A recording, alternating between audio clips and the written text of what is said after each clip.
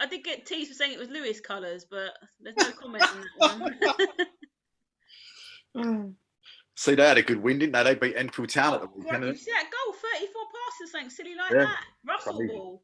Hashtag. Yeah, the other one I saw as well was it just this week as well in the Isthmian League? The Isthmian League attendance record was broken as well. I didn't see that. Who was it for? Hastings. Oh wow, they get a good fan base anyway, don't they? Over 2,000 for their game. Okay.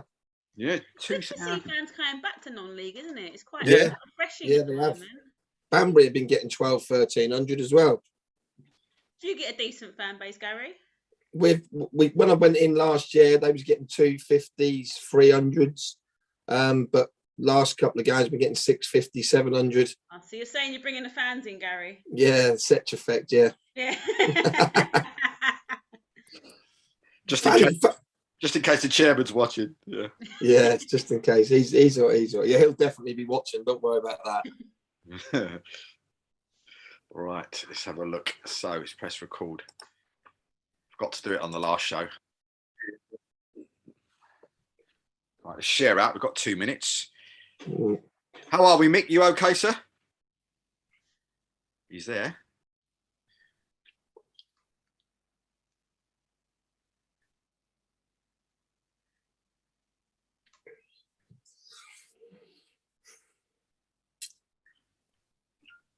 Is your little mate still stuck out in Ireland?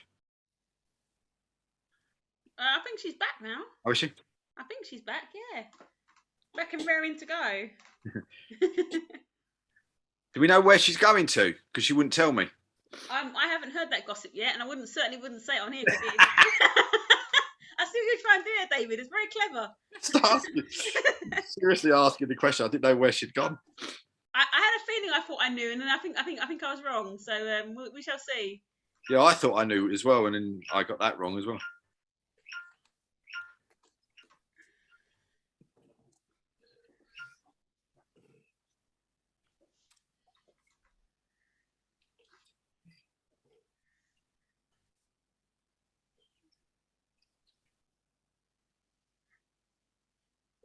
Did you have a good Christmas, Gary?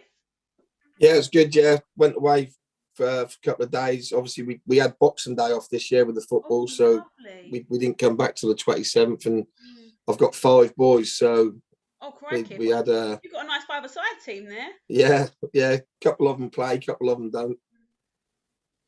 How is one of your young lads got a bit of a nasty injury, didn't he? Was that against us? Or was that before? No, that was a game after you. He scored against you with the free kick, and then he scored the game after against Waltham Abbey, and broke his ankle in the last minute of the game. But he's back now. He's back already. He was healed up in 5 weeks. He come on Saturday and come on the week before. So hopefully getting back to full fitness. That's always good to hear, Gary. I'm glad to hear that. Yeah. How are we, Mick? You okay, sir? Definitely there. I can see him. He's just teasing us. He wants to make an entrance.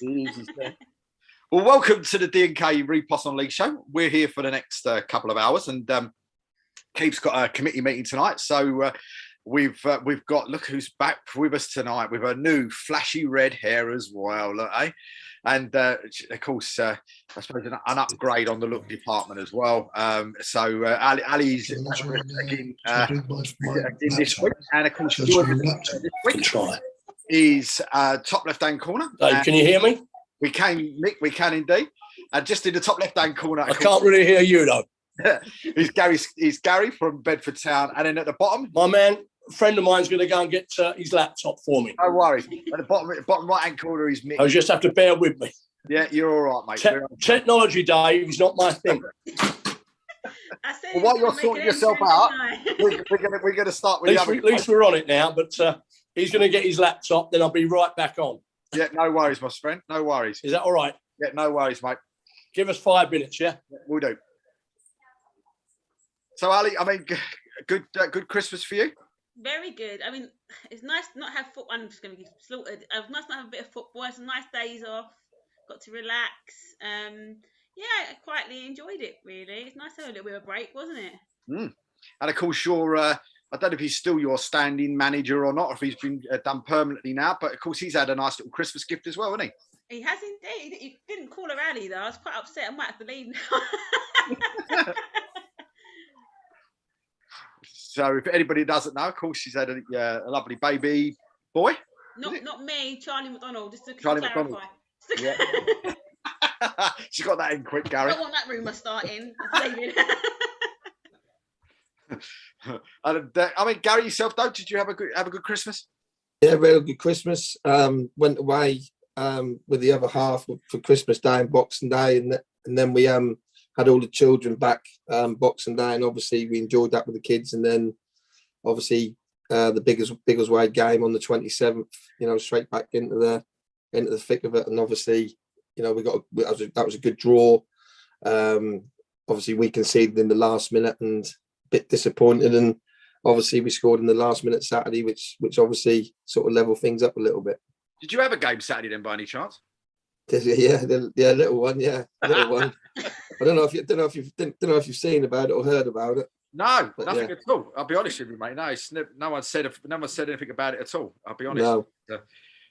We'll talk about that, of course, in a minute. But I suppose one thing, I'd like to start off with, if I'm honest, and it's only something that came to mind earlier on when I was watching the coverage of your game at the weekend, and it's amazing now, isn't it, how much we've moved forward with technology, et cetera, where people are actually filming games, doing vlogs and blogs and everything else that they're actually physically doing.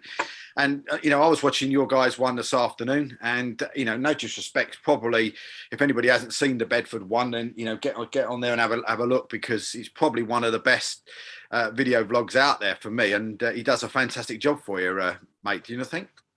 Yeah, it's brilliant, and all the lads they love, obviously, when they score and do something good. They he don't normally miss too much, and they love sticking it all over social media, like how these non-league players do. But yeah, he does a brilliant job. He comes to the game. He's independent. He loves having a drink and a crack with his friends, and also he does a great job with the filming. All the players know him. We have a little bit of a crack with him after. He's always there or thereabouts. But yeah, that's really good, and that's that can be helpful sometimes, or sometimes not so helpful. That can be quite informative, obviously, to the opposition if they have a look at if we do a set piece or something. But yeah, he's really, really good. He's just got to remember to bring a spare battery, though, hasn't he? Yeah, he's been fouled that, and he has been looking for a drink holder once or twice and missed the odd goal. But yeah, he's top man. He's really good at what he do, and like you say, maybe we'll get him on the show one time. Yeah, no, absolutely. I mean, one I don't know about you, Ali, with yours. I mean, if you've seen any good ones out there, I mean, of course, there's the James Beardwell ones and others. But I think one of the other ones that it was only one match that I saw, and it's going to bug me now because I know they went on to be the champions of the FA Bars at the time, but they were playing Corinthian in a semi-final, and it was probably one of the best vlogs I'd seen. And basically anybody that's been to the Corinthians ground, from what you can see, they've got massive grey will look like pine trees all the way around one side of the ground. And of course there was a lot of shall we say fouls, or so-called fouls, as this guy was saying on the pitch, and all he kept saying all the time was he reckons there was a sniper in these trees and trying and shooting the players as they were actually going down on the pitch. But it was done in jest, and it was done in a really in an intense sort of game as well, with it being a semi-final of the FA Bars as well. It was a really funny one. But have you seen any other ones around that you had a look at and had a like? I've just found one actually in the last couple of days. The Dorking Go Wanderers down, one. Michelle, he's supposed to bloody come up. Come and get his laptop. It's so funny. I'm going to have to go down there. Only because of the Lino one on Twitter. I'll have to go down there. I've kind of got into it more since then, really. But I think that's a bunch of amateurs. Yeah, a bunch of amateurs. So honestly, it's the funniest thing I've ever seen in my life. It is what football is on the bench. Just I did see that one. Wasn't there? What was one of those the episodes about the referee having to go at his white socks? Yeah, it was really funny to watch actually, and about the. It's one of the little moments in football that, but unless you sit on a bench or work intrinsically in a team, you don't really see that. But and the guy doing the commentary is really funny. I really like. I've got to sort of watch the whole of it now. I've watched a couple of episodes, but I'm definitely getting more into it. And obviously, the Dons is the best in the world. So. What about you, Gary? Have you seen any other ones other than your own one? No, not really. I watched the highlights, but they're not necessarily vlogs where people are talking and having the crack. Like that's the first time I've really seen it like when I come to Bedford, the type of thing that he does, where he's just a regular guy, regular supporter, with his camera, having the crack, having a few beers with his friends, and but he is a real proper fan as well, and you can see the emotion that he shows. We've had a couple of last minute winners. Canvey Island in the FA Cup was one, and obviously Saturday, and we've had a couple of last minute conceders like Biggles Way, and you can really feel the emotion, as he's doing it. Obviously the elation when we win, and the sort of, if you like, disappointment when we lose. But yeah, he like I say, he is really good at what he does, and like I said, you said to me earlier, could we get him on the show? We'll see what we can do. But is it one of those things as well, when you've got, I suppose, yourself as a manager, Ali as a physio, and that, but I mean, is it one of those sort of things where now, maybe as a manager as well, that you wish sometimes that they weren't, a bit like we said, I think off air, but you wish they weren't doing it because they can get a lot of information from that? I remember when I started doing it first up at Harlow, I was told, oh no, don't put it out, because they can see what, how we play and how we do this and how we do that, and all this sort of stuff.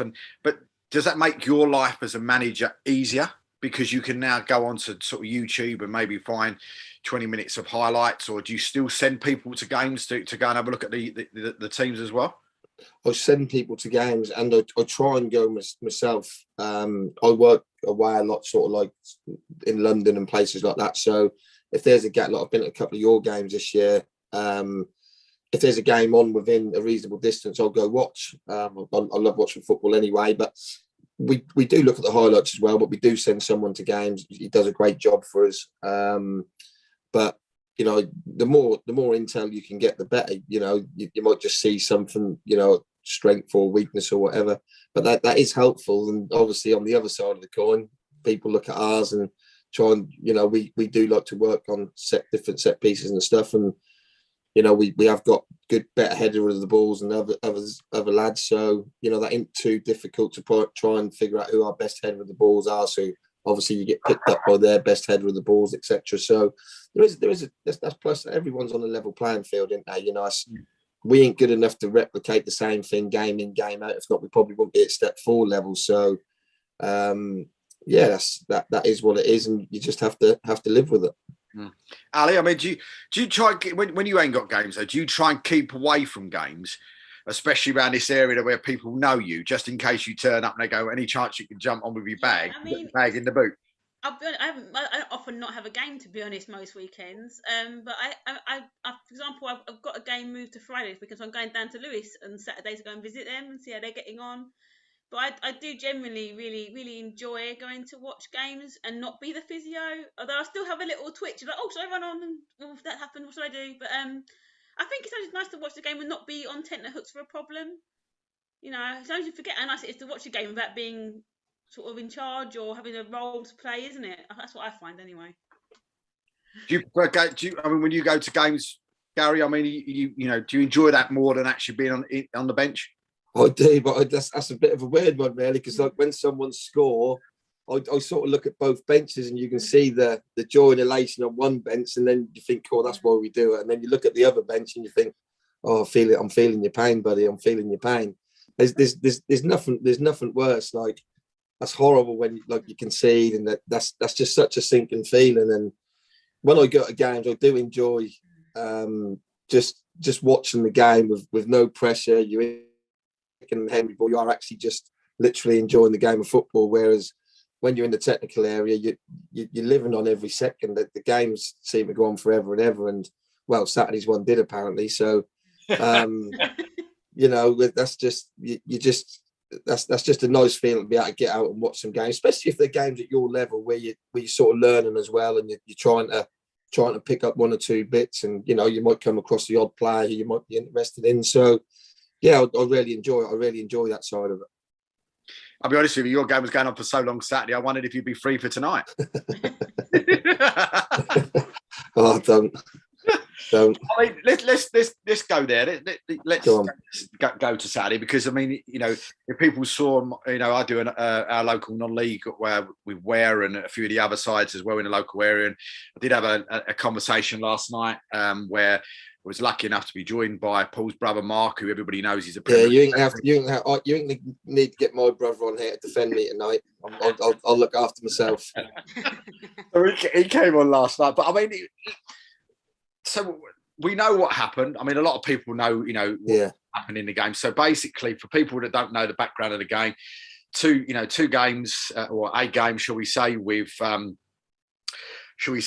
two of the best teams in the league, in that game on the weekend. And of course, I think if I'm right in saying you went 1-0 up early doors, he came back to where taking the lead in about 70 minutes, whatever it was, to go 2-1 up. And then it seemed then from there on in, there was a few instances from what Paul said during that sort of time as well. And then from looking at the inside, from the outside in, shall we say, there was a few issues, shall we say, with maybe whether or not the referee left his watch in the changing room at half time and so forth, and other bits and bobs. And watching the highlights, and of course you guys scored, what was it, 90 from what your highlights, 94 and 99 to take the victory. And and let me just say, before we go into it, I don't think there's been anything negative said about Bedford as a football club. I don't think anybody. No. I don't think Paul said anything about. No. He thought that you guys were out of order in any shape or so. Nothing in those sort of things at all. When that sort of thing happens in a game, I mean, where was your head at? Because your guy was on the touchline going, in the commentary I was watching this afternoon, and he was going, if we can get a draw out of this, because Burko had got a draw against Northley, and we need to get at least a draw out of this, and then he's happy because he's got a draw and in the next minute, he's literally won the lottery by going in the 99th minute and going bonkers. But I mean, with a manager from your side of it, one, what was your view of it? And two, what is your view of it? Oh my God, what has just happened?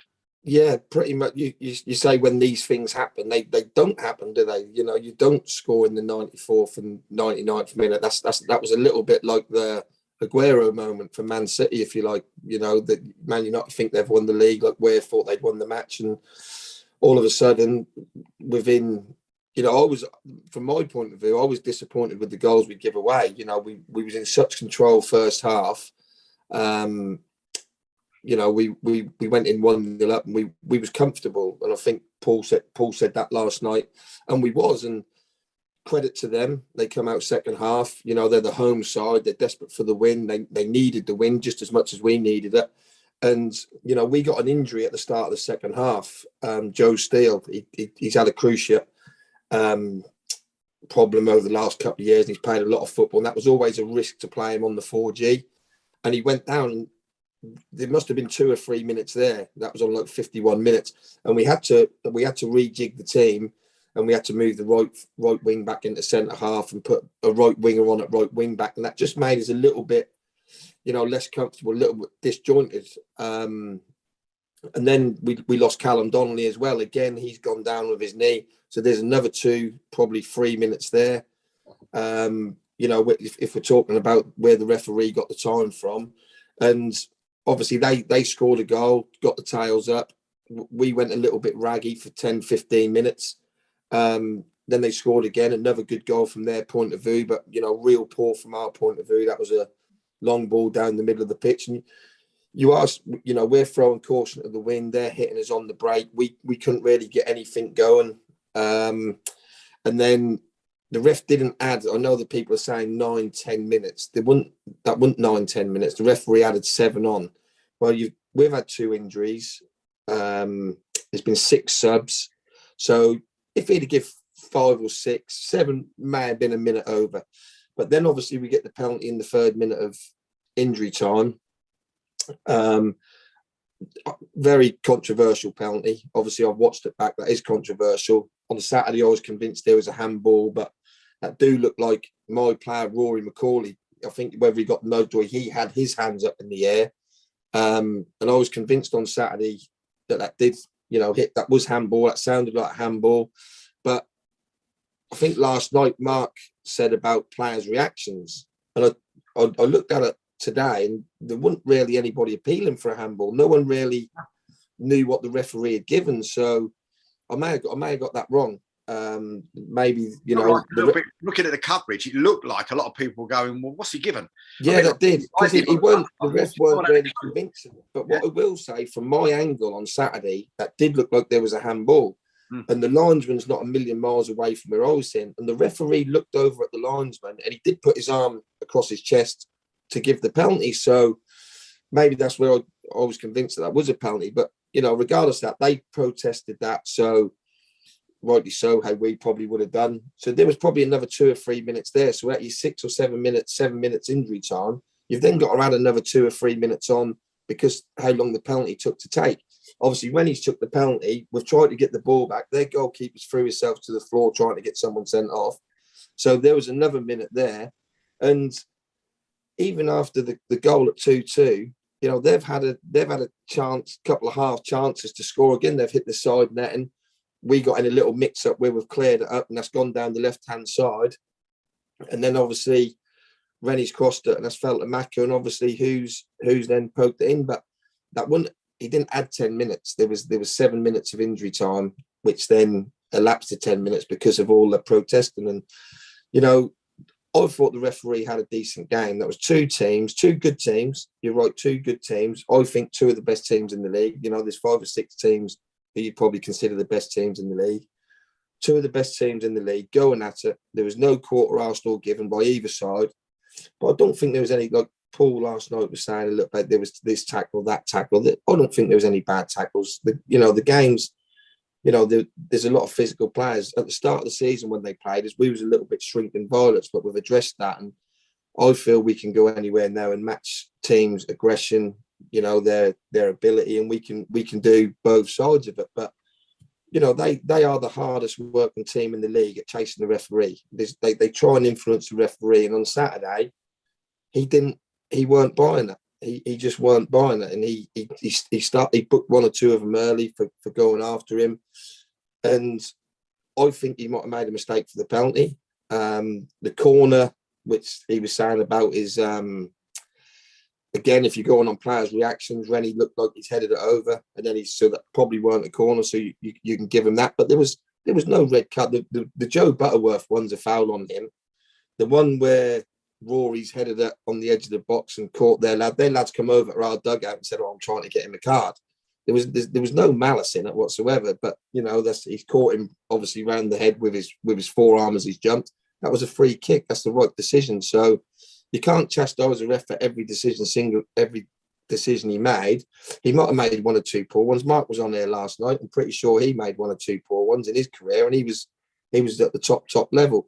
And what we've got to remember is we're step 4 managers for a reason. We make mistakes. Our players are step 4 players. They make mistakes. And the referees are step 4 referees. And if they didn't make mistakes, they wouldn't be reffing at step 4. So my question to you would be the same question as I asked Paul and that last night. Yeah. You know, and it's something that Keith has said on numerous occasions, that he feels that there should be like almost a squad of referees. So, I don't know how Mick feels about this either, but there should be like a squad of referees where you have maybe 4 referees together, and they go to maybe Barking one week, then they're going off to Harlow the next week, and then they're going off from Abbey the next week. So they get to know each other. They know they know how each other works. You don't turn up on a Saturday and go, "Hello, mate, what's your name?" Do you know what I mean? If they haven't met them before, or those sort of things, and have sort of a regular training session set on by the individual FAs that they actually go to, and they have training and they do fitness training, and not just sort of like I can run from one end of the pitch to the other or hop from one side to the other. They have some sort of training sessions, is what Keith was saying maybe 18 months ago. I mean, how do you think with that would work if you had sort of maybe 4 refs together that would, live quite locally? They could, because there's going to be referees that live quite locally at the same level that can actually go in there, and they get given that bit of training. Because as you said, everybody makes mistakes, but do you know what I mean? I think what some people say is if these people don't learn by their mistakes, then they just keep making the same mistakes. So it could be a situation where they could go to training and look at it a bit like you guys do. I dare say, if someone's made a mistake in the defence or whatever else, you guys might have a video footage of it and go, "Look, this is where you should have been there, or you should have been here, or whatever." If games are being recorded or whatever else, they could actually look at that themselves as well and just say, "Well, look, I think you made the mistake wrong probably there," and have a general discussion between the 4 of them, sort of every week. I mean, do you think that would work? Yeah, I do. And I feel like what Paul was saying last night is like sometimes you need some clarity. Like if the referees come out and spoke to you, like and tell you exactly what's gone on and what's going on and why they made this decision. But that is very difficult to talk to the referees because they just want to book you. Like I tried to talk to one after hours. We felt we should have had a penalty. Rennie had his shirt ripped, pulled over in the last minute, and the referee didn't give it. I went to ask him after the game, a little bit like Paul did Saturday, and he booked me. He just booked me and smiled at me. So, that is hard to take when you do get that sort of response from the referees. But I think going back to the training side of things, I don't actually know how it works. If I'm being honest with you, I don't know if they get the right coach and right training. I don't know how you're qualified to be a referee. If I'm being honest, I'm a little bit ignorant on the subject, if I'm being honest. So I couldn't really comment, but I'm sure they must have to do some sort of grading process to keep getting themselves up the levels. Can I come in here, Dave? Go on, mate. Yeah, well, first of all, massive apologies. You guys were talking about technology.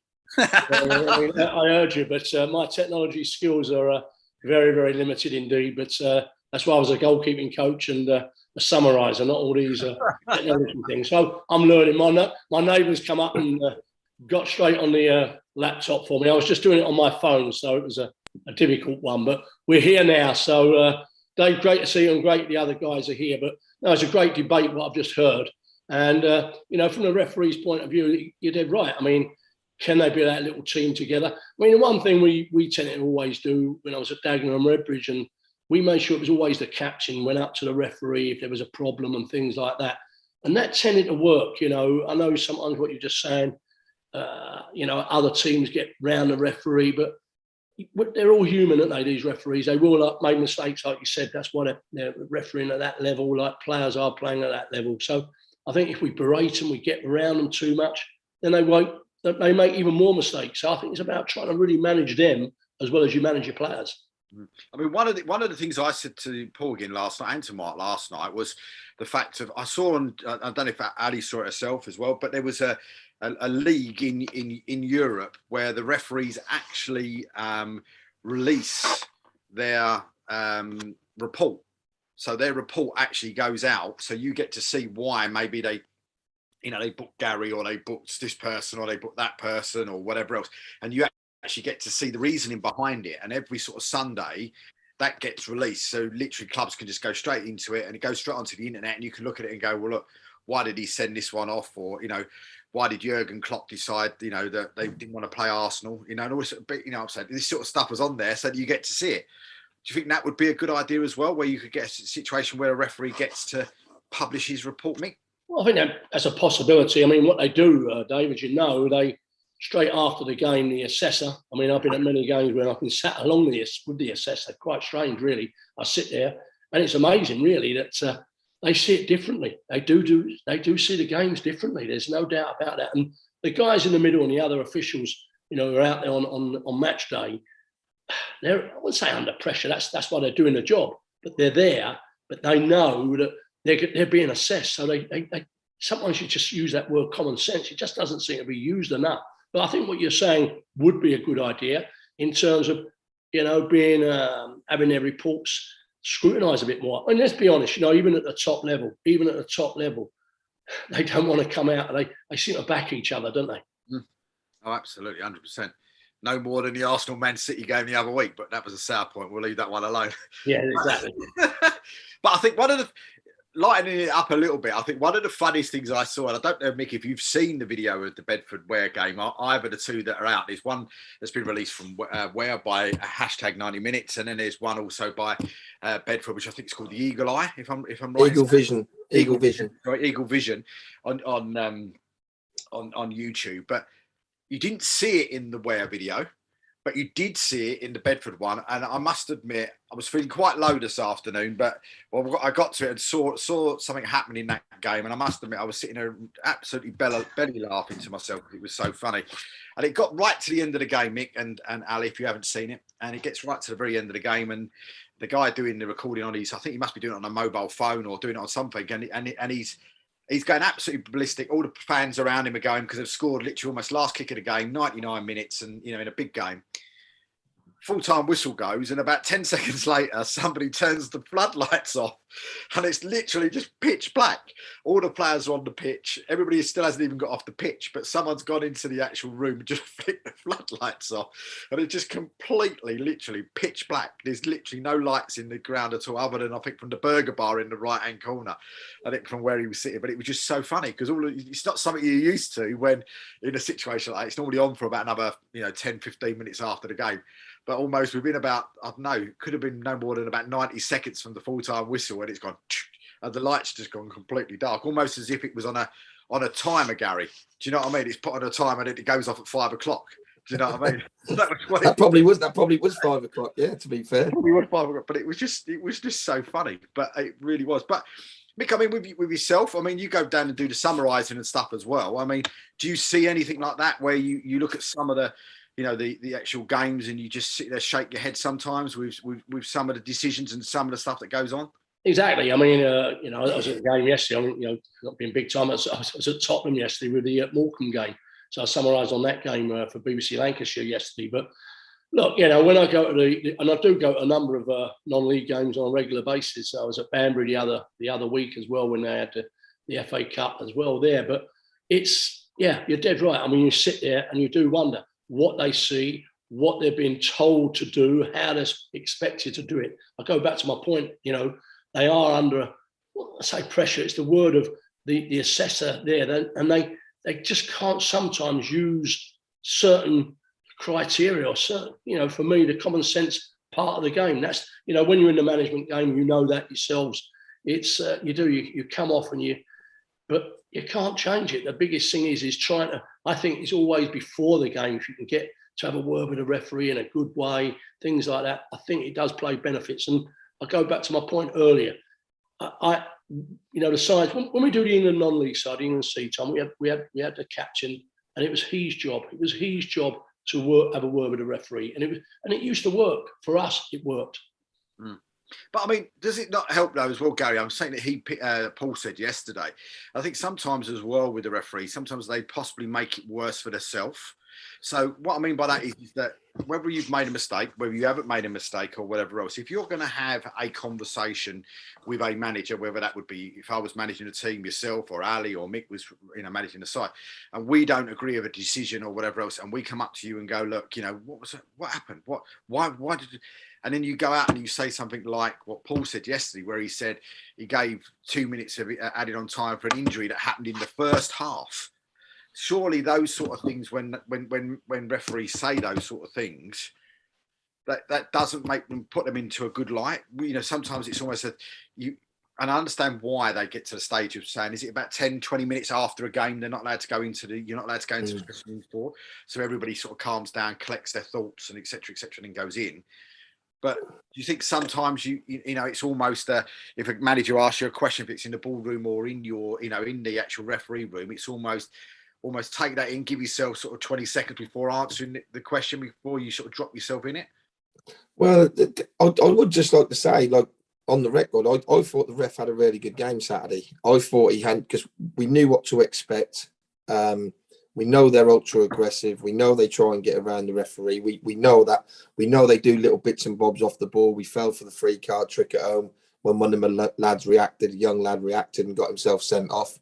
And I thought he handled the game. Whether he's made one or two mistakes, which obviously it was alluded to last night, I thought the ref had a really good game. I thought he controlled a tough fixture on a wet 4G pitch with two teams giving it absolutely everything. And there was, like I said, there was no quarter Arsenal given by both sets of players. I didn't think there was any real malice in any tackle from either team. I genuinely believe that. And that was just a hard fought game, which ebbed and flowed. And, we got away with one, didn't we? We were 2-1 down the 93rd minute. If they see it out, they've got to defend better as well. As 2-2, they had an opportunity which we weren't happy about. The ball's gone down the left. They've probably got to defend. He's probably as disappointed with that as what I was their 2 goals. So the ref, I think the referee done all right. But just going back to your question, there's nothing more infuriating like I had it at Aylesbury when we felt we should have had a penalty. You know, when someone's pulling someone in the box and that ripped the sleeve off the shirt, you've got to be pulling him over at force. That was in the last kick of the game. Like I say, I tried to speak to the referee, not in an aggressive manner, just ask him the question. And before he even said anything, he booked me. And, you know, when you're a manager, you know, that's emotional. You know, you've just dropped 2 points, you're emotional.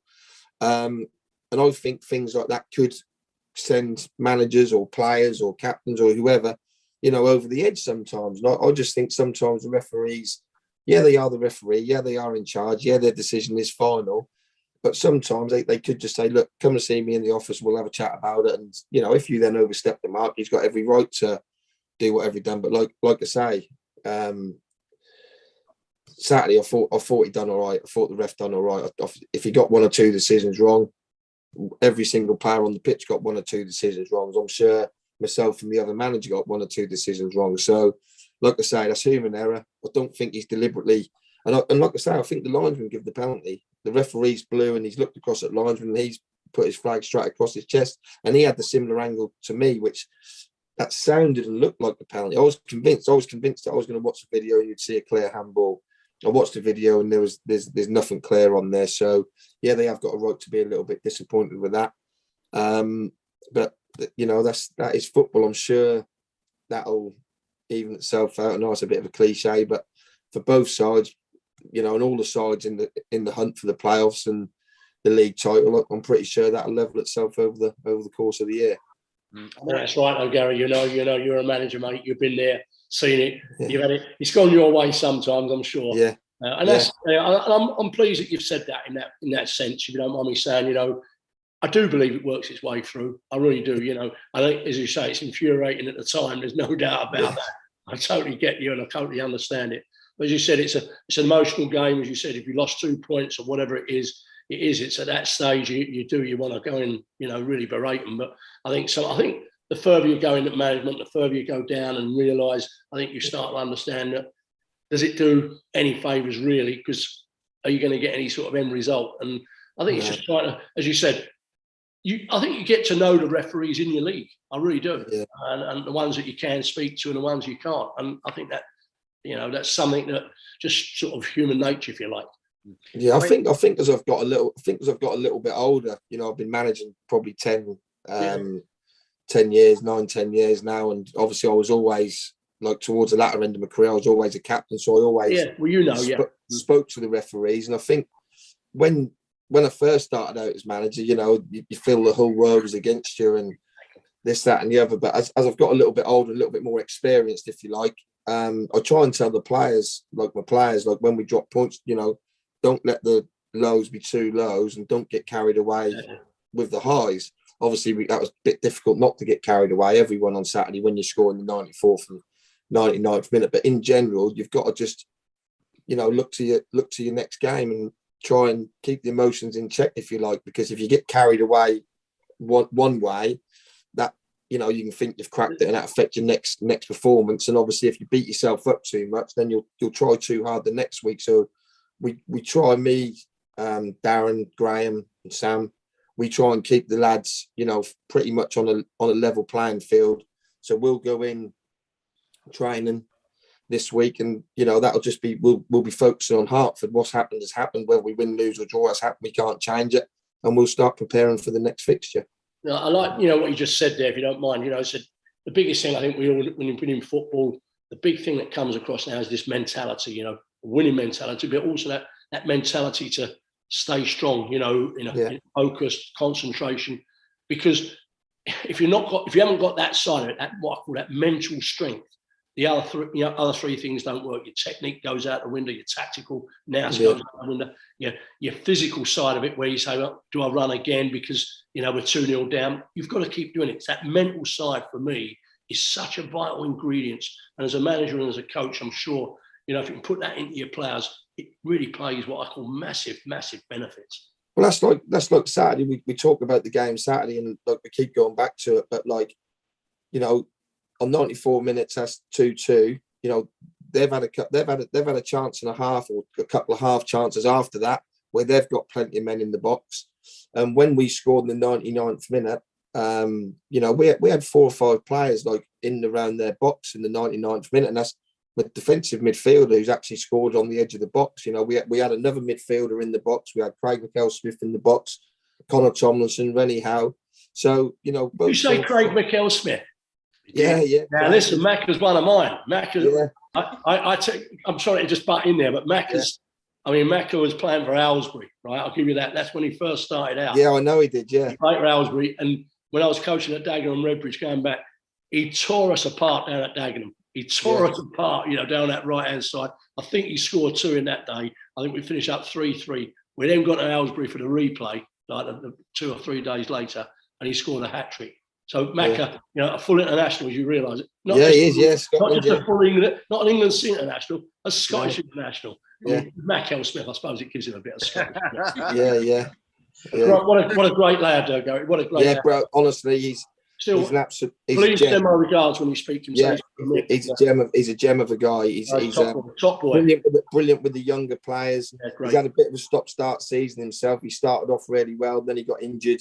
Obviously, Rennie's come in and scored 21 goals, and we have got like a lad called Connor Tomlinson. He is like a little young Craig McElsmith, and Mac has helped him loads with his development as well. And he's just an all-round brilliant guy, lovely family. But isn't it fantastic?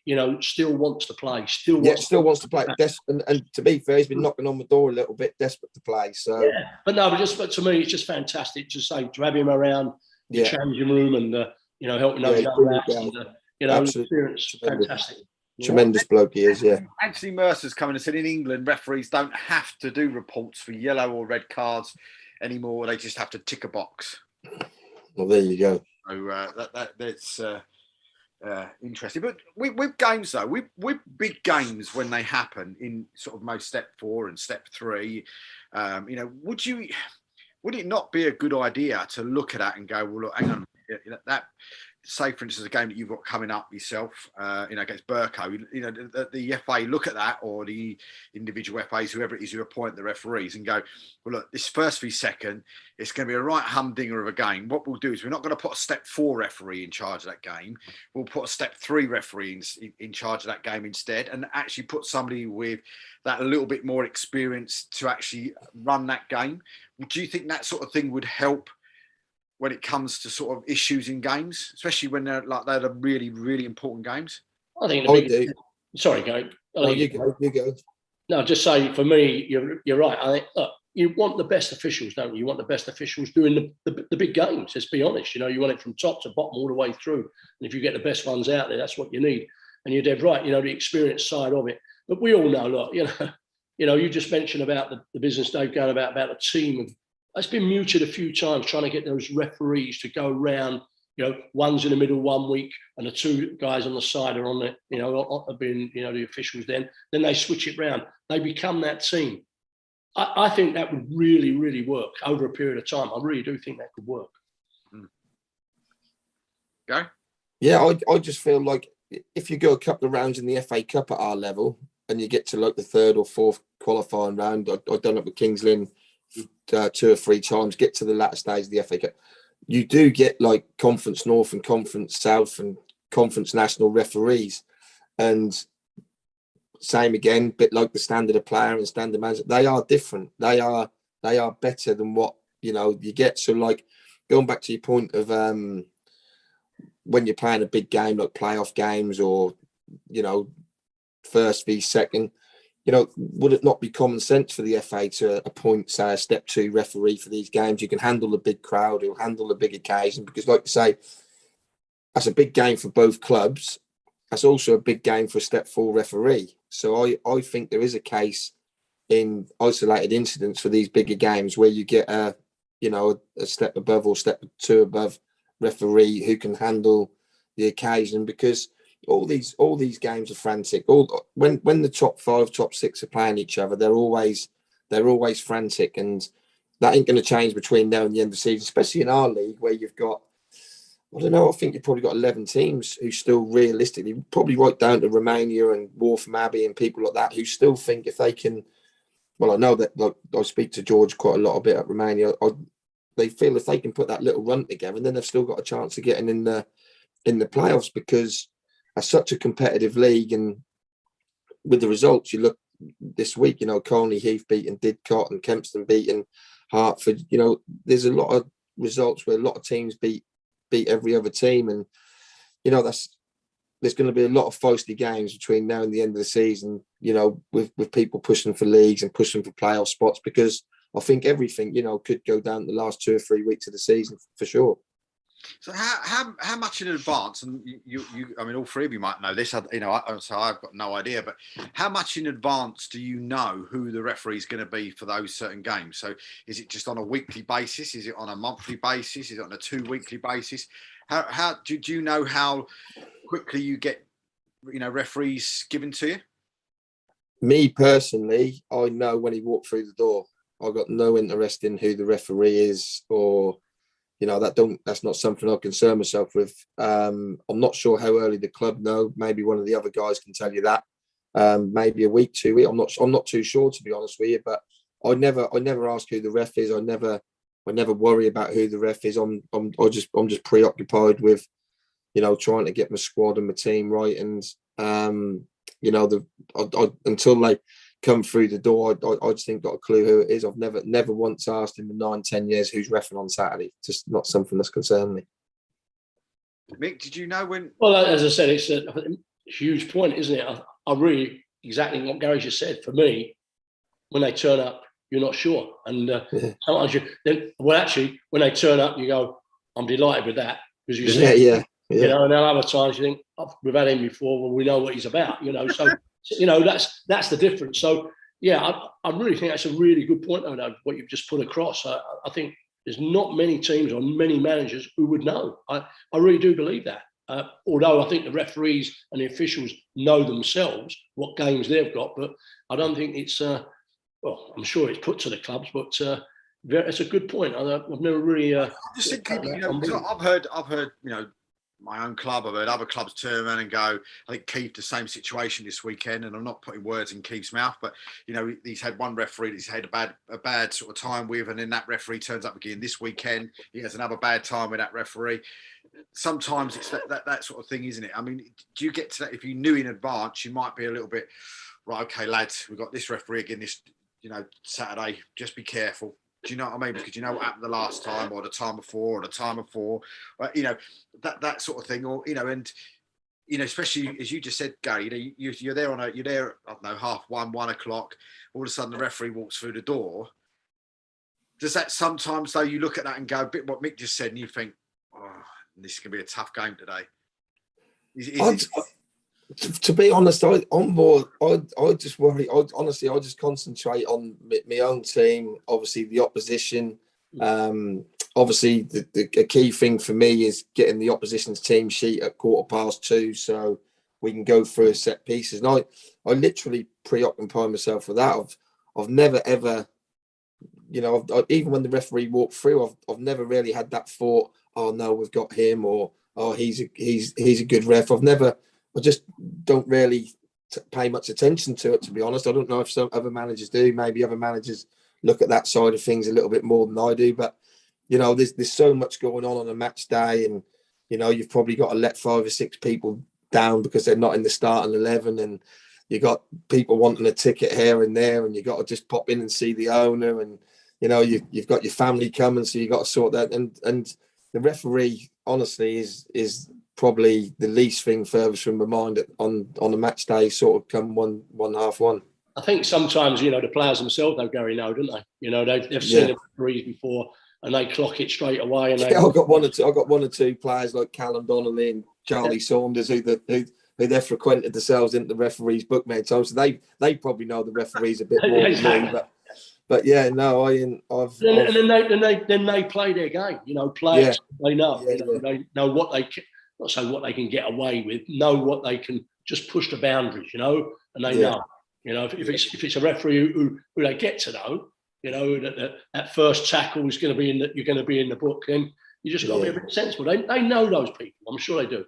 And some referees handle it really well. I've heard a lot of referees have conversations and call the players on first name terms, for my team and the other teams, and sometimes they do handle it really well. And, you know, you've got to credit them. I think the referees do get a lot of bad press when it go wrong. That's all anyone want to talk about. But obviously the old cliche is a good referee, you don't see him. But when you don't see him, I don't think people come out and give them the credit they deserve, because again, you're talking about your team, you're talking about how well you played or how poorly you played, and a good referee never gets any credit. But someone who has one or two bad decisions, you know, that's even at Premier League level, right down obviously to our level Saturday. That's all everyone want to talk about. Ref's fault, ref this, ref that. Like I say, I thought he had a good game Saturday, and obviously don't want to make this whole show about our referee Saturday, because I thought he done okay. But you know, in general in football, I do generally feel a referee that make a couple of bad decisions gets absolutely slaughtered, and a referee who has a really good game never ever gets the plaudits that he should do. I mean, including not for me. I never come off and go, "Cool, the ref had a really good game today." But I mean, with that though, I mean, with that sort of whole scenario as well, with the referees, and how much interaction does the referee and the linesman have with the two teams before the game starts? Is there no interaction? Sorry? Can I jump in on this one? Yeah, go on. As a physio, honestly, my first person I go to see it before I go to the game is the ref and say, "Hi, I'm Ali, I'm the physio. How do you want me to run the game today? Do you want me to run on for the problem? Do you want me to wait for you?" So I think, like from my point of view, most refs are quite approachable. If you come and say hi to them before a game, you might have a little, even a couple minutes interaction, just saying, like, if there's any problem on the pitch, I'm here if you need me. This is what I can do. How do you want this game to run? I mean, some refs can be a little bit frosty, but honestly, 99.9% of them are really pleased to say hello to you, be on a first name term with you, and say, "Ali, if there's a problem, if it's that bad, you just run on and deal with it, and we'll deal with the aftermath of it afterwards." So I feel like maybe physios are a bit different to managers, aren't they, and players, because my focus is very different before a game to anybody. So I'm looking at, like, where does the ambulance come into this game? Where's my defib today? Is my stretcher working? You know, are my players all fit? Has anyone got COVID suddenly that I didn't know about 5 minutes ago? You know, so that's kind of where I come from. But I would say that, like, I'm in a new league this year, so I've been having to meet lots of new refs, and they've wholeheartedly been quite friendly, actually, probably more so than Nismi and Prem. If I'm being honest, they've all been very, very happy to meet me and say hello. And I think a lot of them, I think they do tend to know before the game, because some of them message me and say, "Oh, hi Ali, I've got you on Saturday coming up. Look forward to seeing you. We'll have a catch up." Which is quite nice.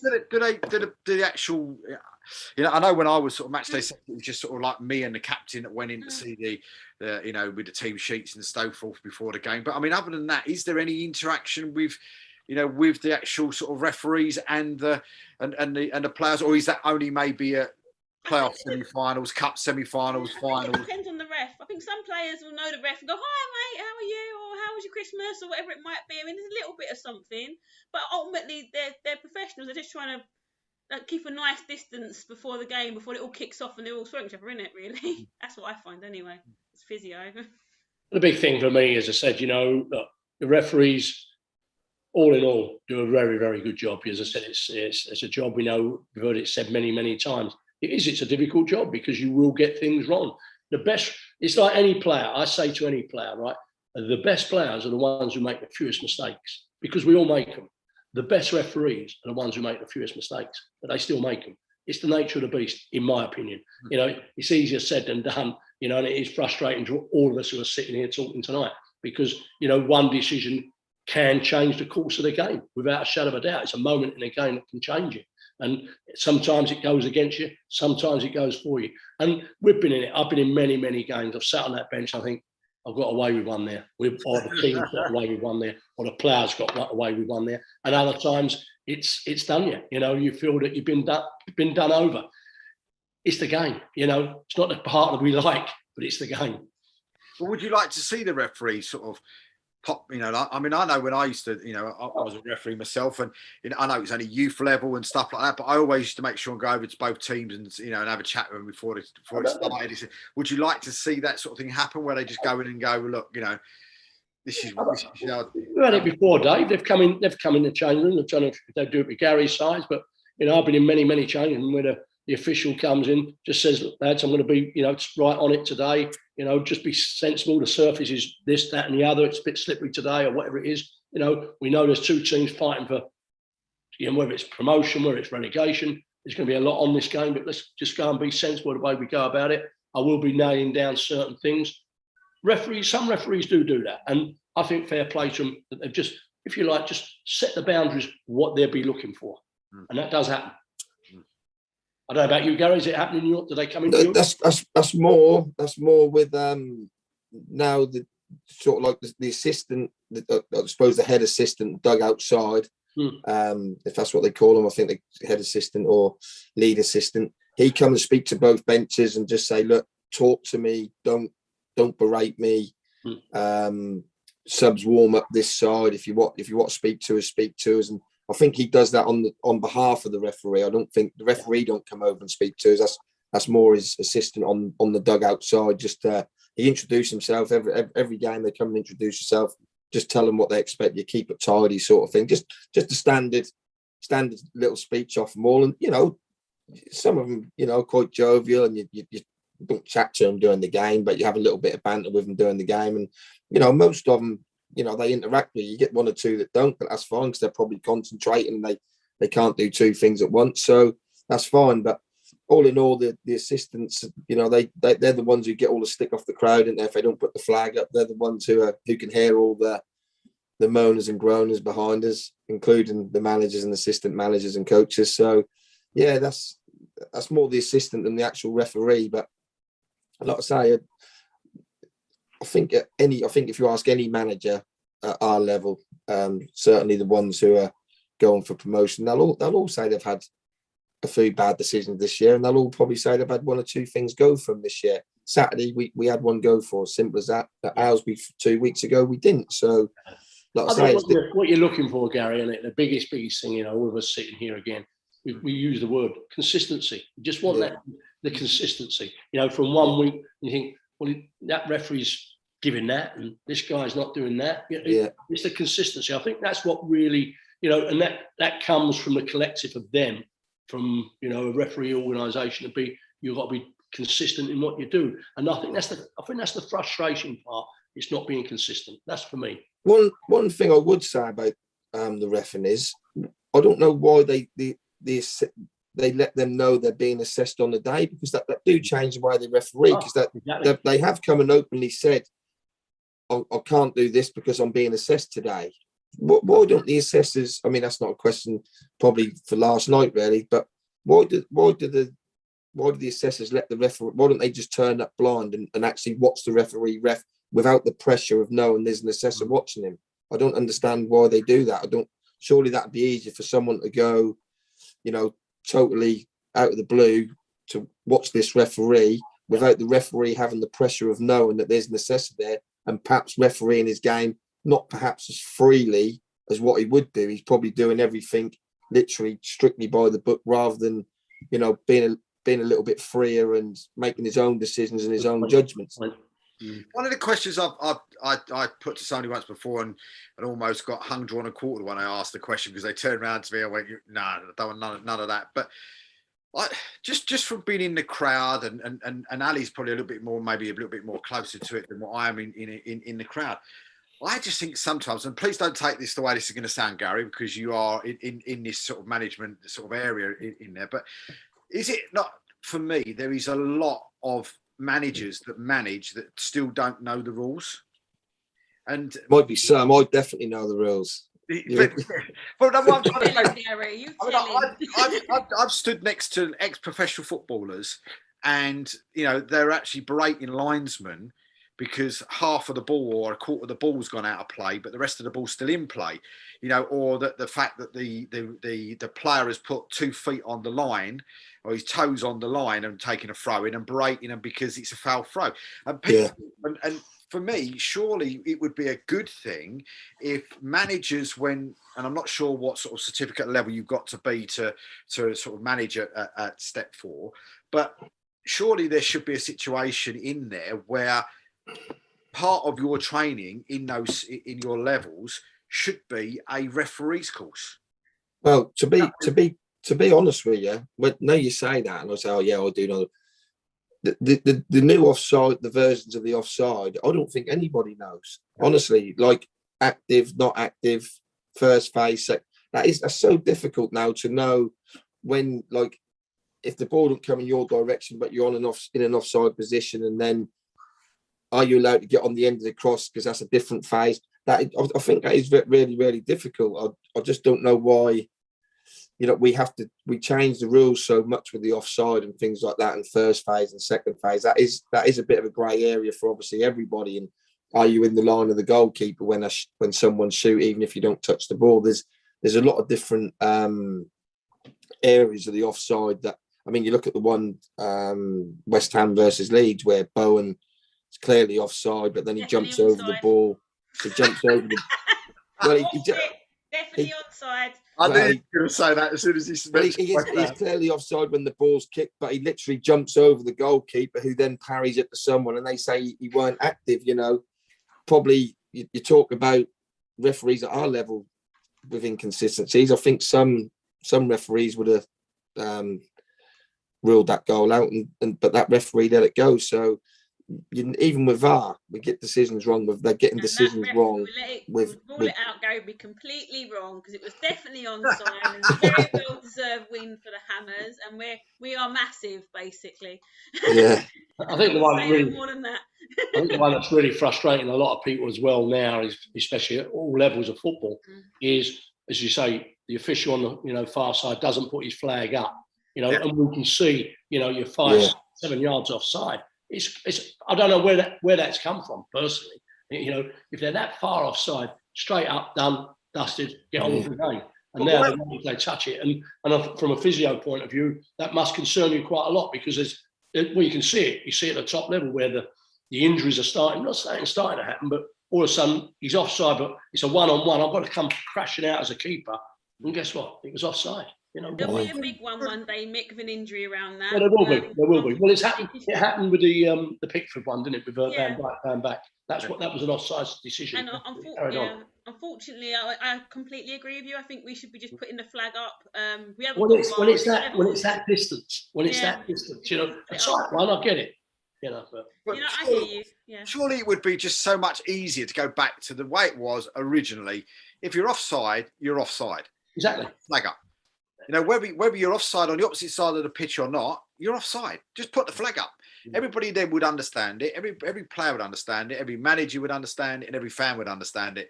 Yeah, right. He's offside. Put the flag up. Why confuse? Why confuse the situation? And I would have thought that sort of rule would be worse in the kids' football than it would be in the adult football, for the kids to understand. Well, hang on a minute. He's over there. That one's over there. And you trying to explain that to sort of like a 13-year-old kid or a 12-year-old kid that this is offside, that's not offside, when you're not sure yourself. It must be an absolute nightmare. I say the biggest one to me, I mean, I don't suppose you even looked at it, Gary, Byrne, the goalkeeper's been involved with that. The rule of when the ball goes out for a goal kick, right? Where once upon a time, went out on the right side, guess where you took the goal kick? Right side. Goes on the left side. Left side. Now you can take it either side. And the amount of times I used to say to my keeper, just have a little jog across, kill the game, And again, that was supposed to be brought in to speed the game up. It's actually slowed the game down, in my opinion. Yeah. Actually, we'll come on to goalkeepers a lot more in a minute. But the one thing I must ask you, because I know I'll forget if I don't, and you've just brought that situation up, and it frustrates the life out of me every time I watch a game of football on the telly, or if I'm watching it live, and I've only ever seen it not happen 2 or 3 times. Why does a goalkeeper put the ball down on the edge of the box on either the left-hand side or the right-hand side, and whichever side he's actually taking that kick on, all the players go to that side? Why? Well, the manager's actually set that up. He's actually done that. He's just dragged everybody across. That's a percentage ball, really. Dave, that's all it is. It's just putting it in the mixer. It's a percentage ball. Looking for a flick on, trying to get a throw on, might go out for a corner. That's what they look for. So you're further up the pitch. End of.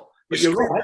And there's all the room on the other side. The geezer over there. Kick it over there. You're right, Gary, on that one. Really? If you kick it over there and it go wrong, you got 7 or 8 players out of play. And that's like Mick said. That's the percentage play where you're putting it in where your players are. If you're Edison, that's all right. You can probably hit that ball 75 yards across the pitch. But on the pitches that we play on, step 4, very difficult. The players, Gary, and the players themselves. Very difficult. Yeah. So, question then. While we were just before, as we finish talking about refs, but and we've got to finish it on a really, really positive note for me. And this referee gets a lot of chat about her on this show for probably the last 3 or 4 years. If we talk about a referee, we always talk about one referee in particular, and this referee is a lady called Byrne. And Abby, I think, needs all the congratulations under the sun. She is last year she became a UEFA referee, and this year she's kept that and been moved up one level, and now on her promotions she's one promotion away from being able to ref at a European Championships and a World Cup now. So thinking, 2 or 3 years ago, she was actually reffing a game that was going to decide the Isthmian North Championship between Brighton Sea Region and Romford.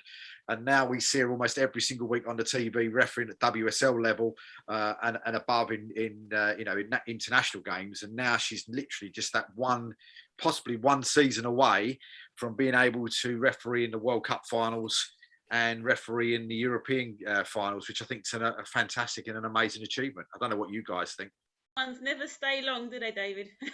They always go phew, and they go. But that's the whole point, isn't it? It's great to see somebody from the non-league setting initially grow and develop and really sort of do wonderful things. But she's a female, wonderful. So good luck to her. Well, I'm penalty. Totally with you. At the end of the day, we need referees, we need officials, and they're putting themselves out there, for a reason that she wants to improve, get better. Same as players. At the end of the day, you play at a certain level. Do you want to make progress? And if she's done that, fair play to her. And I wish her all the best on that. Really, I really do.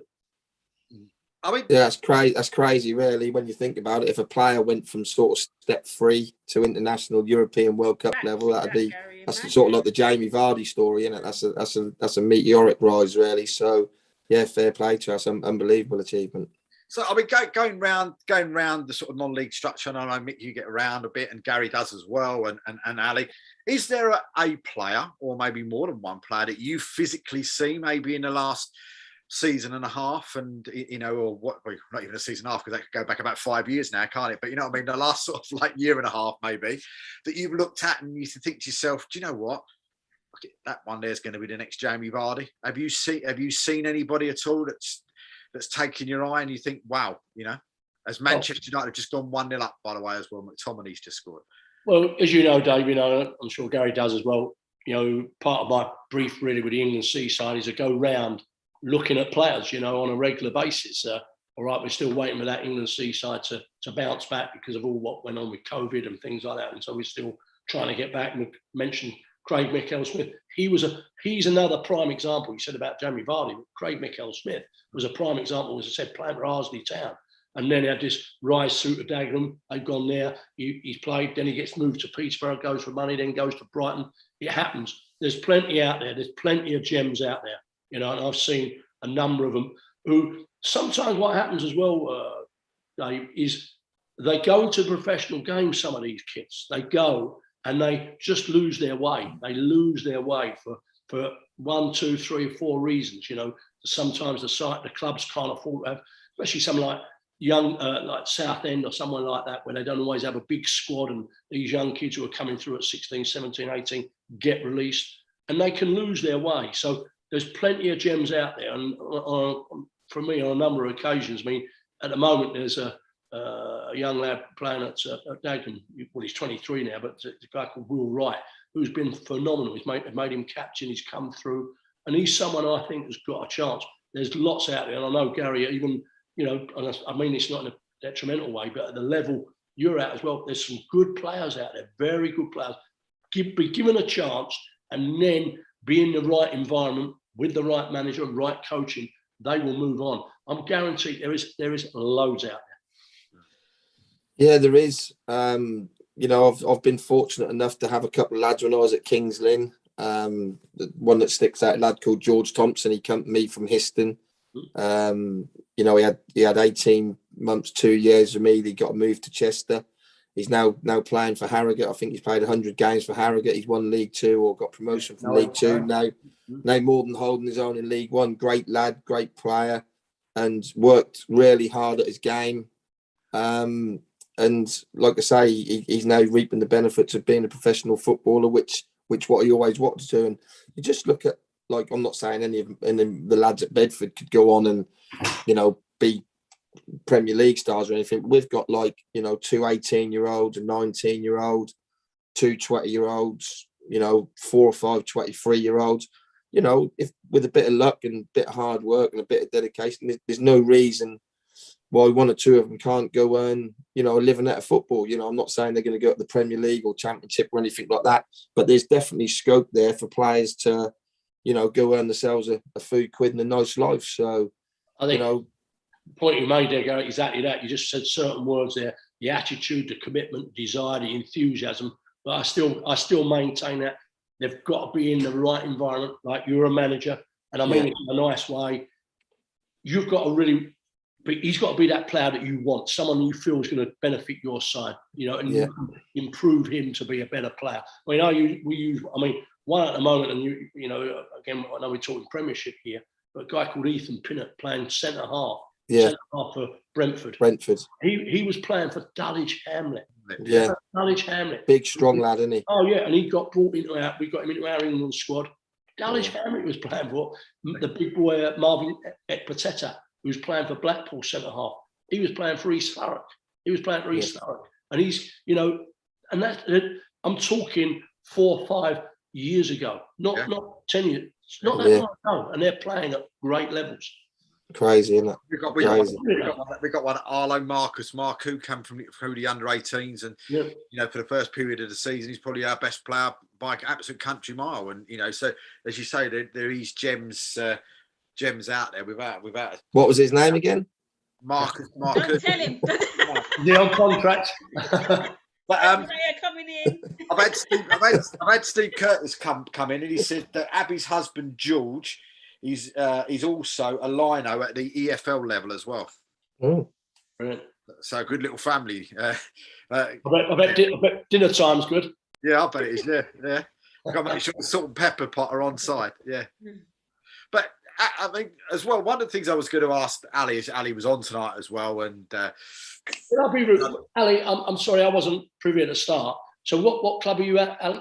I'm at Barking. Oh, you're at Barking, fantastic. In the great. North. Yeah, great to see you, you know, within the game. And I can't wait to ask you those questions in a minute. I'm waiting for Dave to ask me, and I can really pick your brains. But you did right, you know, from a physio point of view, you're a massive part, you know, now. If we've got the expertise in and around the group, they're getting the edge. They're getting this right ingredients to be even better. There's no excuses then for players, you know, if they've got everything in place. I mean, I really do believe that now. You know, I'm sure you give them information thing, or if you can't, you give them the information where they can get the information from. There's no excuse now for not being tip-top condition, really, in my opinion. Well, I'll ask you one question, and then the floor is yours. Yeah. Who's that? That's to Ali, right? So Ali's. I'll give the floor to Ali after one question. And this is the question to you yourself, Ali. Really, and I suppose it's a health question, I suppose, in a way with it, because of yourself with the NHS, and of course also being a physio as well. Where are you with this situation at the present time? And I find it quite worrying, I must admit, but then I'm a worry guts as it is anyway, around this situation with COVID and everything else. And the amount of football players and athletes and, you know, et cetera, sports people in general that you're seeing now on a heck of a lot more regular basis that are suffering cardiac arrests on the pitches. I mean, where is your thought process with this? Do you think it's something to do with maybe with the injections? Is it something because people? Because I've seen people say it's because they've had the injections. Some people say it's because they haven't had the injections. Do you think it's got nothing to do with that altogether, and it's just a fact of where we are in life? It's a difficult one. I think that, I mean, with my NHS hat on, I'd say that there's always been a prevalence towards younger men, unfortunately, having cardiac events, whether that's mild, moderate, or severe. I think now it's better publicised. When it happens, you hear about it. So, for example, we had one about 2 months ago at Barking, and no one knows because we didn't publicise it because it happened on the 23s game. Luckily, I was there on site. Happens, it's terrible. But I think that now we're much more aware, especially after the World Cup incident, which was horrible to watch. I think we all agree that was really traumatising for most people to see. And I think that when these events happen, they are publicised. I think there's the problem with COVID being that it's a very complicated virus. We don't know much about what it does yet. And I know when I had COVID back a year ago, I had complications in my heart afterwards, as have many people. So I think that the vaccine versus COVID itself being an argument, I don't know. I think we'll probably know more in the next years to come. But I think that sadly a lot more young men are being susceptible to cardiac events. I think there's been a lot more drive to the pro clubs doing screening, which is always really good, but doesn't exist at non-league level. The guy that had the event at Barking I think he was 18, from the away team. So how do you odds that one? It's just probably lucky that I was just there for a meeting with the first team that day. Luck had it, but I think it's a very tricky situation to get into. I think people are very politicised around vaccines, aren't they? People are very for, against, it's very black and white. I think we have to look at it more logically and say, how do we keep our players safe? Have we got the right level of equipment there to deal with a problem if it happens? Are people trained to use the equipment if it does happen? The players know what to do if their colleagues go down. Do you know what I mean? Like, I think for me, it's a bigger picture rather than just saying like, oh, what? For me, it's looking at what have we done as clubs to make sure that our players stay safe. But I mean, how I know often do I go to a game? I'm the only qualified person now, and you're like, crikey, if I wasn't here, what would happen? I mean, I know there was a situation and I think it was Tooting and Mitcham where they had 2 or 3 happen quite over a period of time, and the gentleman there was trying to get people to do, heart tests, etc. Do you not think, though, that, and this is open to everybody, I suppose, that leagues should be more sort of, you hear leagues turn around and say, well, we've got this sort of like surplus of money. What do you want us to do with it in meetings when they have meetings, etc., etc.? Do you not think that something like that should be used to actually say, well, look, we've got 82 clubs, they've all got 20 players each, go to individual clubs and we'll do those testings for your players for you? Yeah, I think at the moment, part of their signing on. I think we should.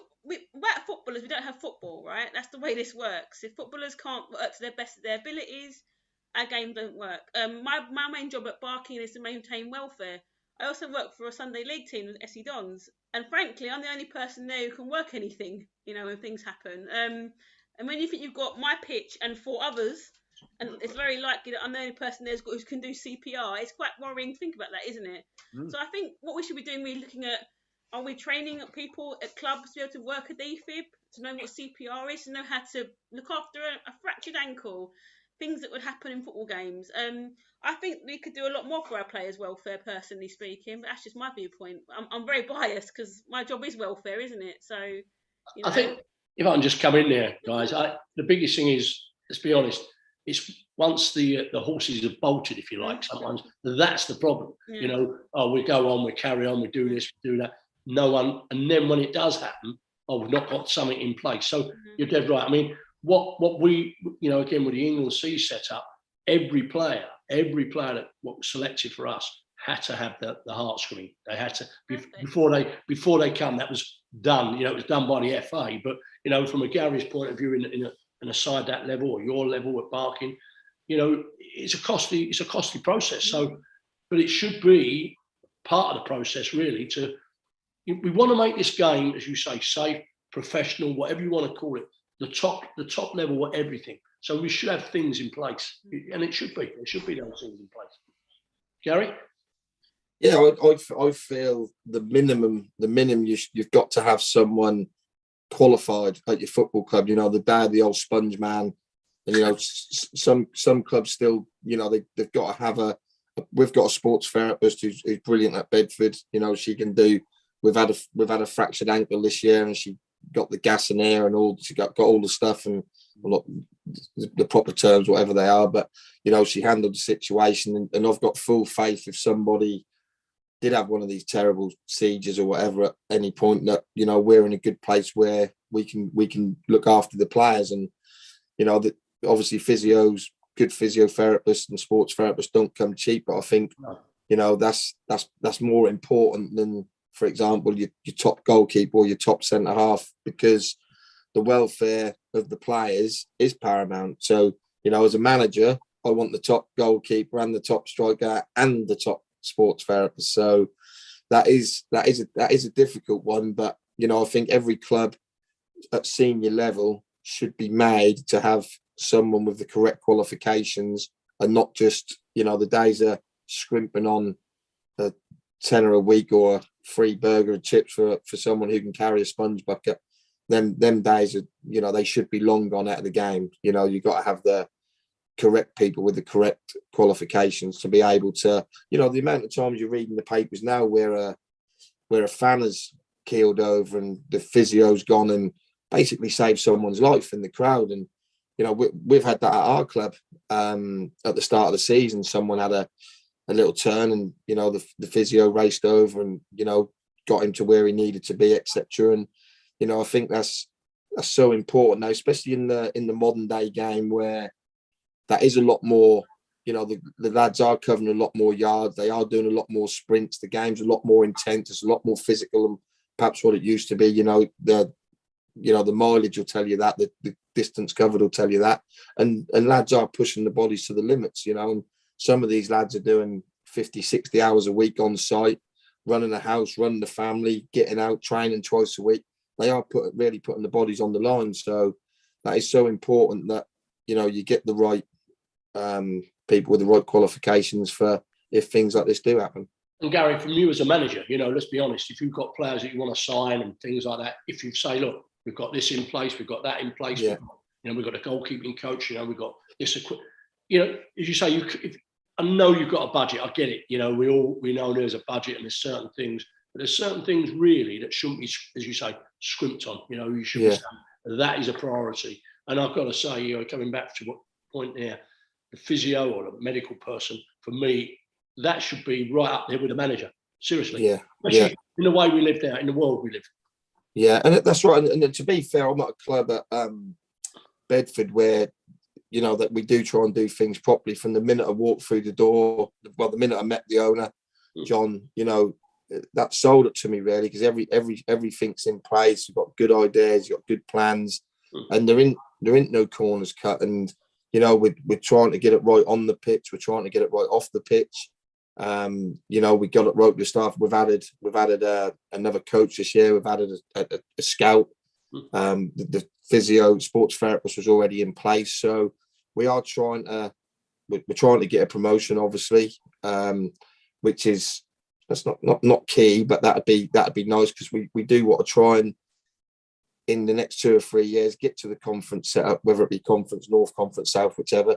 But obviously that's difficult because there's a lot of good teams and a lot of good managers and a lot of good clubs all trying to do the same thing at step 4 and at step 3. But with 15 games to go, we've got ourselves in a position where we're, you know, we've given ourselves a good shot at it. And like I say, we just got a bit of luck with injuries and suspensions and refereeing decisions, as we've already talked about tonight. And, you know, and some good play, some good play and some good honesty from the lads. And, you know, people look after themselves right and do things right. There's no reason why, you know, we can't see it through right to the end. I must get over there this season. I must get over. Yeah, come over. I definitely will. Yeah. I mean, you look at the situation and with people with you know, physios and stuff that we've got in our league. And why is it that, you know, leagues, if it's the Southern League, if it's the Northern League, if it's not the Eastern League, look at the actual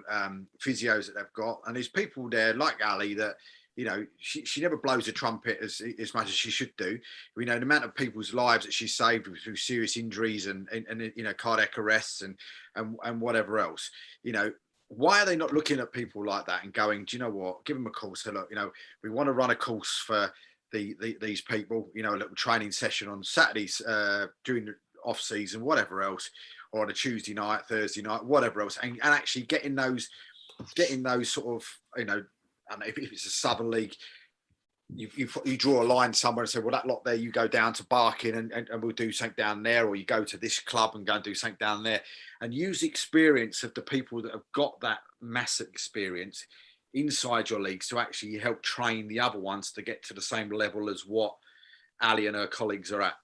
Yeah, I mean, you have got the FA, to be totally honest with you, they've got a very, very good department in that sense. where they have these different courses where, you know, as players and coaches, where you get your coaching qualifications, these qualifications, Dave, for treatment of injury, those sort of things are in place. But I think your idea of saying the league, if you say at the start of the season, you get, I don't know, all the physios there together, chatting about what they, you know, be looking to do. Because, you know, like Ali, I'm sure, you know, when she's been on there on game day, she gets to know the other physio or the other medical people, and they're there as a team. You know, you've seen it many, many times where both physios run on and support one player. It might not be your team, but they support them. So I think what your idea there of doing that with each league where they get their medical people together would be an absolute. But again, that needs to be funded by the league. So they, you know, it's not coming out of the coffers of other clubs who are struggling, you know, financially.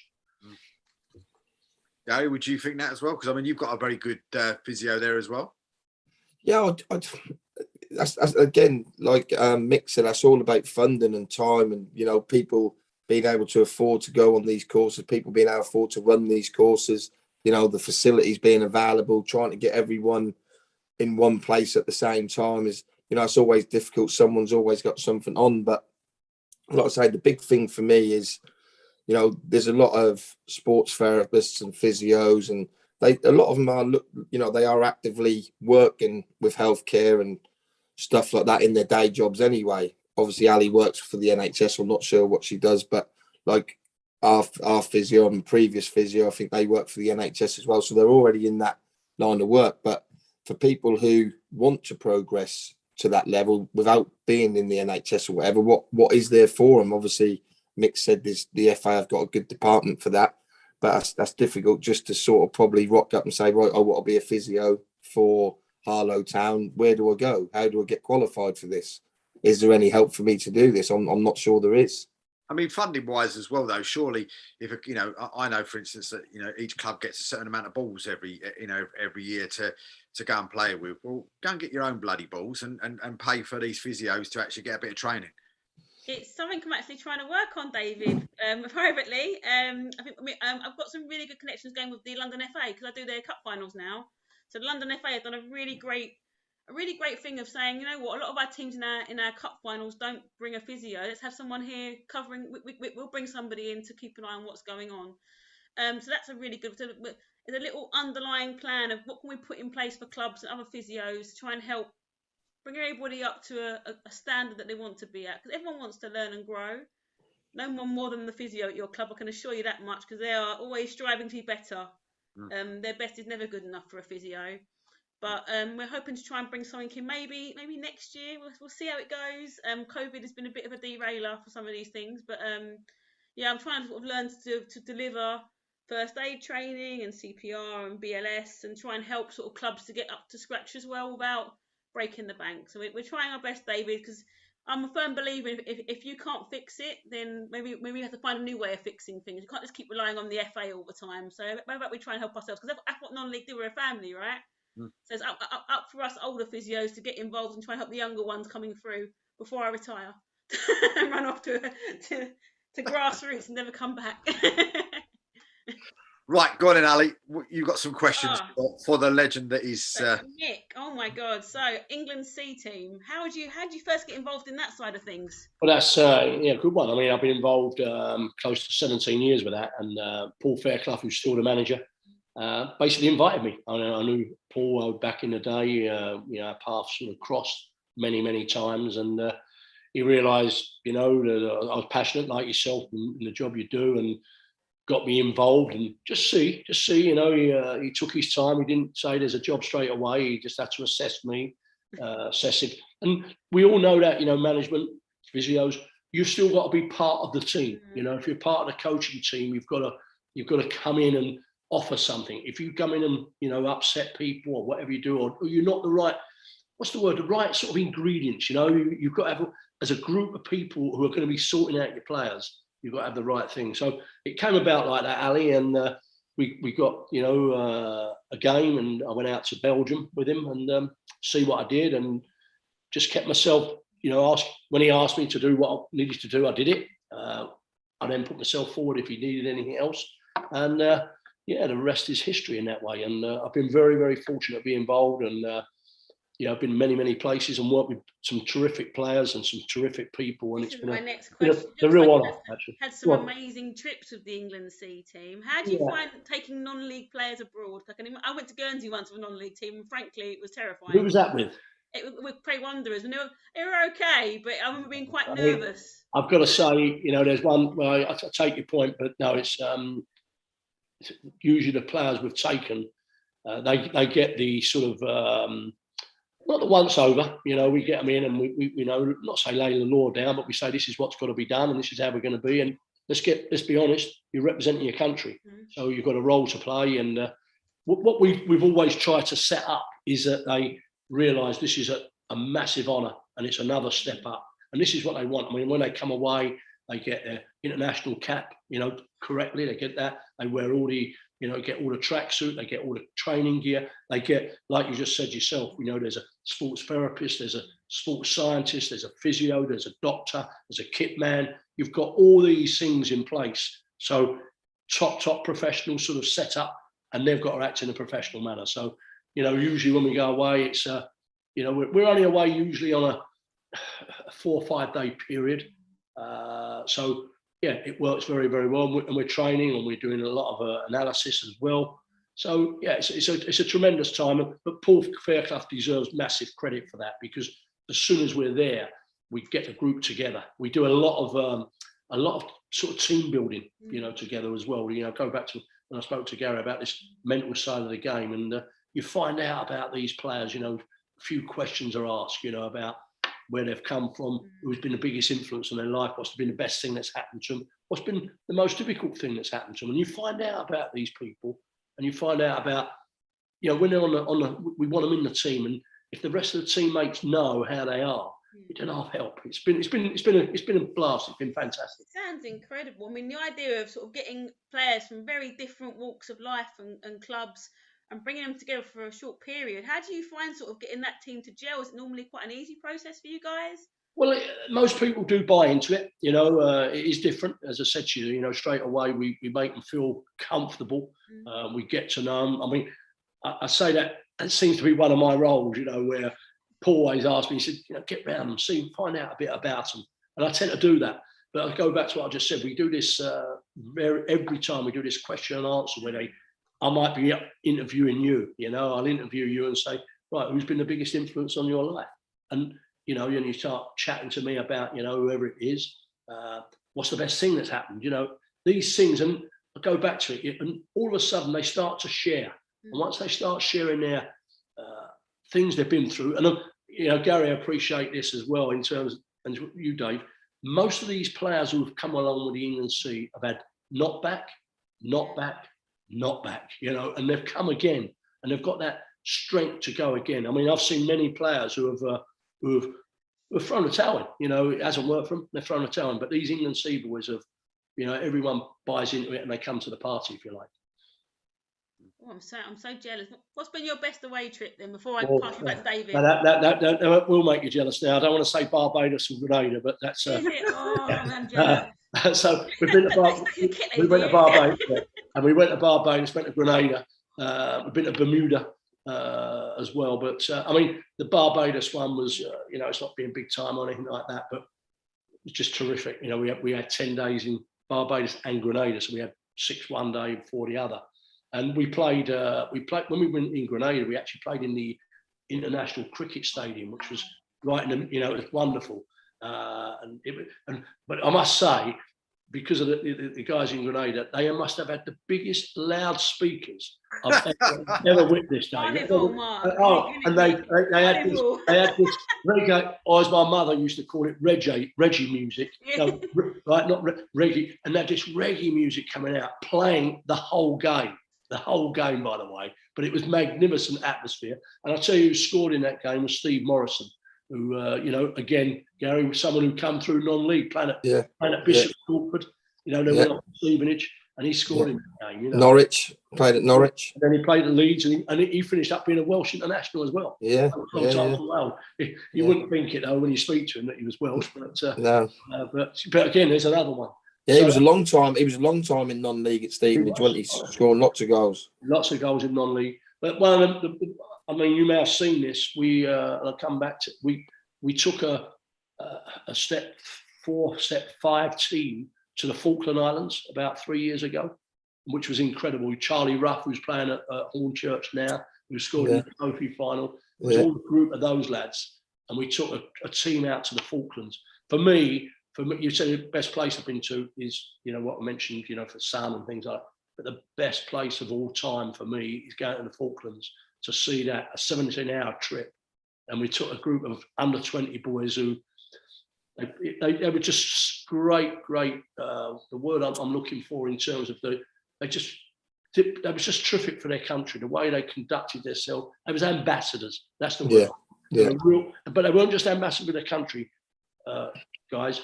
They were ambassadors for non-league football. They were terrific. The way they acted, the way they went about it. But we just quickly, because you've asked, but I was smiling now. But we played the game against the forces, the Army and Navy and the Army, Navy and Air Force, of course. And anyway, we played. They brought all their big hitters in, and I mean big hitters, guys who were about 6'6", would kick anything that moved, basically. And there we are with this group of players who can play, good players. And we're 2-0 down at half time. And we just get them in at half time. I said, look, and the pitch was, you're saying about pitches, Gary, it weren't the greatest in the world, but listen, it's part and parcel. You've got to deal with it. Yeah. And we've got them in there at half time. I said, look, just start play, And I must say, I did have a word with the referee because he was letting things go. But anyway, we get back to 2-2 and we're battering them. Their keeper's having a worldie, and the fourth official puts his board up 2 minutes on the board, and the ball goes into their box. And I can't remember the lad's name, but it's come over his head. He's done an overhead kick and it's flown in the top corner. Wow. We've won 3-2. And all the people, and this island, there's only 3,000 people there, and they was all at the game. Everyone come onto the pitch on this little, sort of park pitch. It was the best time ever. Absolutely brilliant. Yeah, so brilliant. Yeah, I was very lucky. I mean, Mick, who would you say is the best that you've seen as such? That and either you've actually seen, coached yourself, or you've actually seen, that's come out of non-league and gone into the professional game. Well, Jamie Vardy was called up for us 3 times. Fantastic. We had him in training camps. The boy Che Adams, who's now playing at Southampton, was playing for Ilkeston. Was it Histon and St Neots? Was it Ilkeston? That's right. So Che Adams, he got called up for us, right? And we've been getting called up. He then gets to move. I think that must have been. Hold on, this guy's too good. We'll get him straight. So he never played for us. But Steve Morrison's one, and say the boy from Pinnock, the guy who's playing now for Wales in Kiefer Moore, who's playing for Wales. He went out the game playing at Torquay. He went at Forest Green when I was playing. So there's those sort of players. The boy Andy Yiden was playing at Barnet. He came through. He's playing at Reading. I mean, I could go through the boy Fajiri Okunbiri we had. I mean, there's been so many players who have played in the England C setup, Dave, who have, again, given a great account of themselves coming through non-league. It's not always been in the National League, but by the way, there are people who have come down from Isthmian League. We've had players who have been playing in the Isthmian League and got called up because they've come to our notice. So these lads have done exceptionally well. As I said, it's just been an abundance. From a goalkeeping standpoint, who I've worked with was David Stockdale, who's now still playing at Wickham. He was playing at York City as a kid. He came through, brilliant. Paul Jones, who's now playing at Kings Lynn. He's back at Kings Lynn, Paul Jones. He had a great career. There's been keepers who have come through. But I'm so pleased to be on this show tonight because the non-league player who have come through has represented non-league so well. And there's some, I'll go back to what we said earlier, some brilliant players out there, some great gems, and given the right opportunity and the right chance with a bit of luck, as you say, along the way. There's one, I mean, you made me think, but the boy Dwight Gow. I mean, Dwight Gow was playing for Stansted. Playing for Stansted, and he got moved to Dagenham, and in the end, scoring like goals for fun, and he's had a great career in the professional game at the top level. And I was told that Dwight Gow actually turned up at Harlow, and they told him he weren't good enough. Well, that may be the case. That may be the case, you know. But it go, Dave. I'll come back to it. You know, exactly that. It's an opinion, isn't it? That's what happens. You know, sometimes people are discarded too quickly, and I understand it. You know, from coaches and managers. I've been in that situation from a manager's point of view. Especially, I use it many times about young goalkeepers. They don't get a chance because they do, but they don't, because managers have got to win games. And if you've got a young goalkeeper in there and you know he's going to throw one in, you know he's going to throw. That's the deal, you know. But you've got your job as a manager. So sometimes these young keepers don't get the chance because they want an experienced goalkeeper. And I get it, I understand it, but it's a dilemma, isn't it? You know, it's a dilemma of what you want and how you go about developing players. I mean, the one player, and I'm going to be completely biased because I absolutely think the guy's absolutely phenomenal. But I think the one player for me that's I'm 100% sure he, non-league, but some time ago, of course, was the one and only the legend, Mr. Ian Wright. And you know, when you see somebody like that come in and do what he did, in a very short space of time, he just baffles you to think what could he have done if he would have got in, in the ranks at sort of 17, 18. He would have been breaking records all over the shop. But you're right. You say that. You say that. That's it. That's our point, though. You know, sometimes they've got to find their way.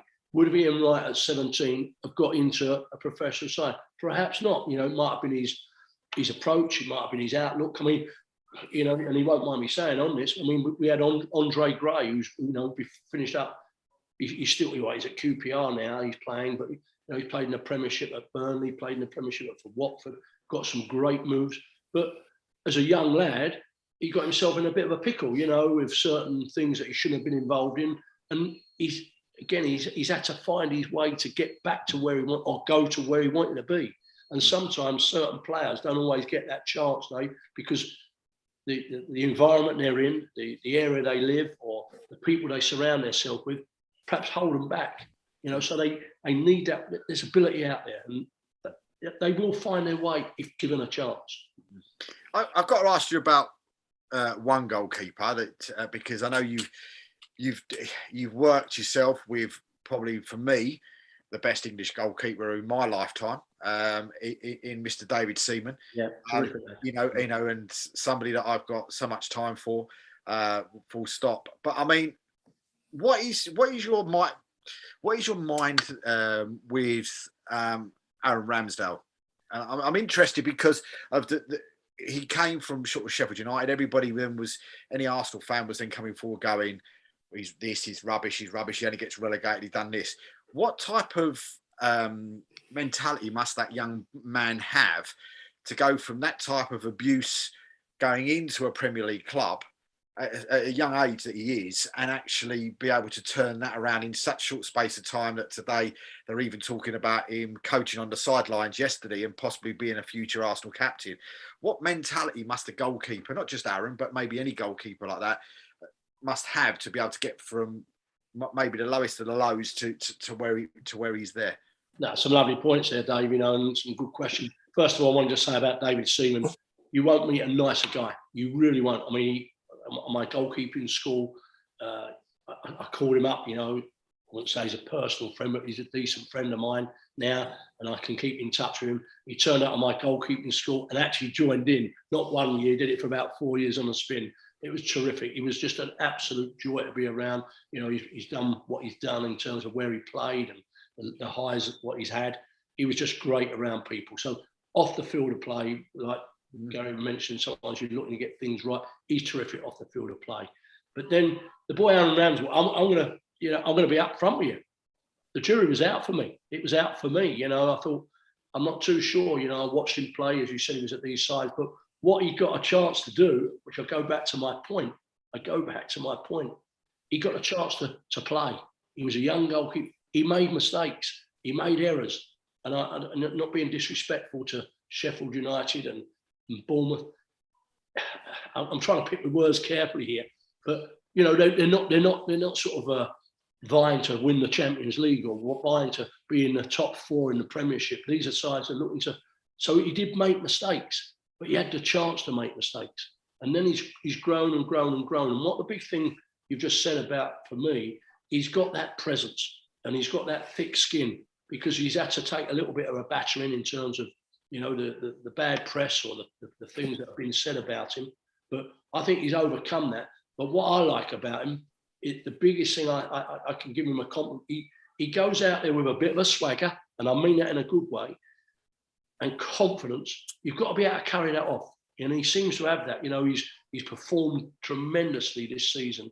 And I think everyone who's seen him play, you know, from whatever level you're watching, you know, Aaron Ramsdale has got a good future if he carries on, and he's been outstanding. But he's got that presence, he's got that mentality, he's got that vibrance, you know, words that you want to use to get you on. And I'm sure he's got that work ethic as well, because that's the name of the game, the work ethic.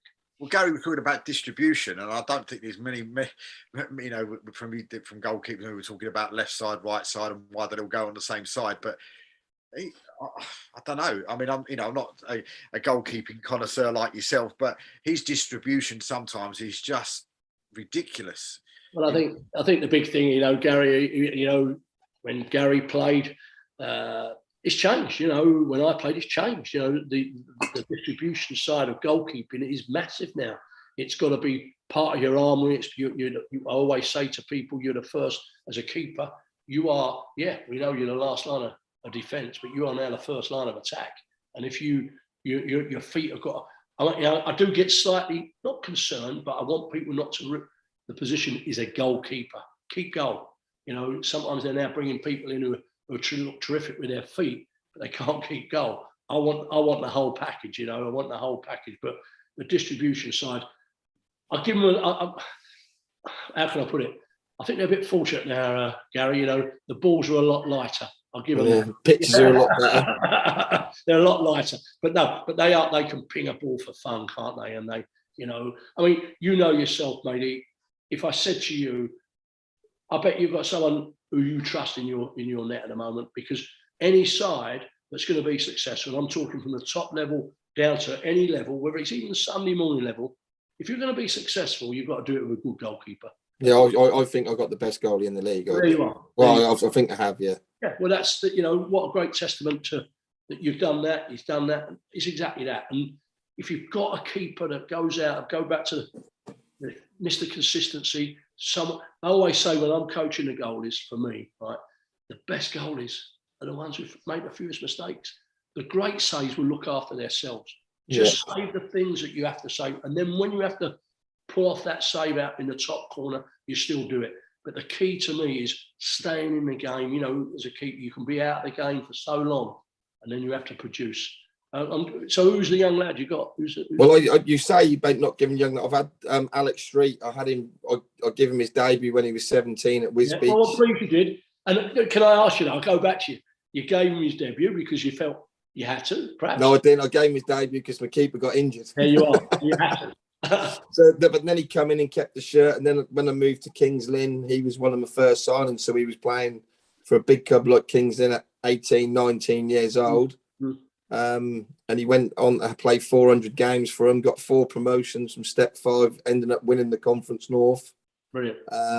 Played in the National Conference, and then they brought in a young keeper, Archie Mayer from Norwich.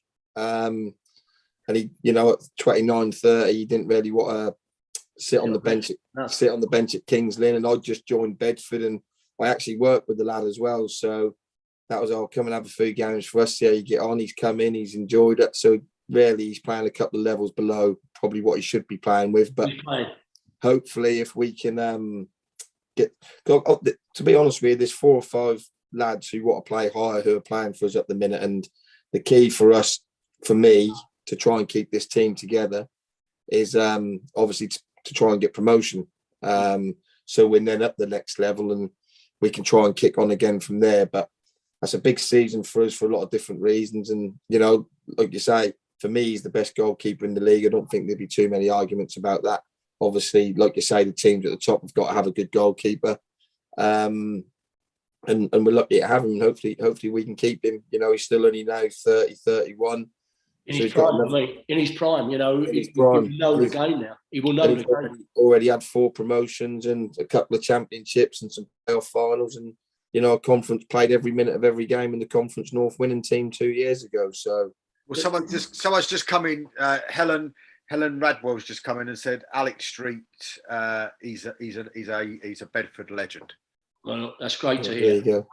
As I said, you know, from a goalkeeping standpoint, a goalkeeping coach, I always say your goalkeeper's your main man. I mean, I even saw Pep out of Man City. He just said, you know, if you're going to do anything, you need your keeper. You need your keeper, because you can't have someone who's going to, you know, have a great game one week and not be great for the next two. It can't happen.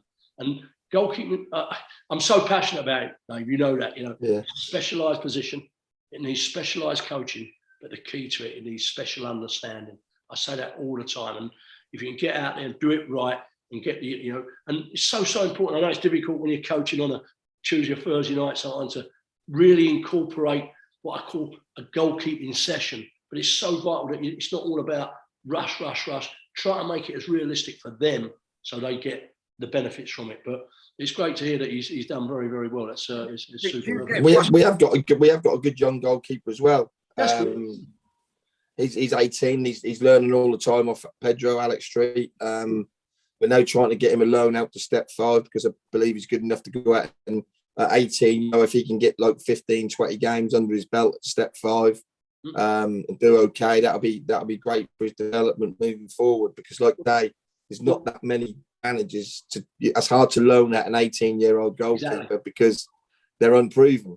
But you know, sorry, Gary. The key to it, as I say to you, you know, you as a player, as an outfield player, and I mean this in a good way, but as an outfield player, if you can say I'm wrong on this, but you sort of experience, as an outfield player, you sort of experience everything in every game.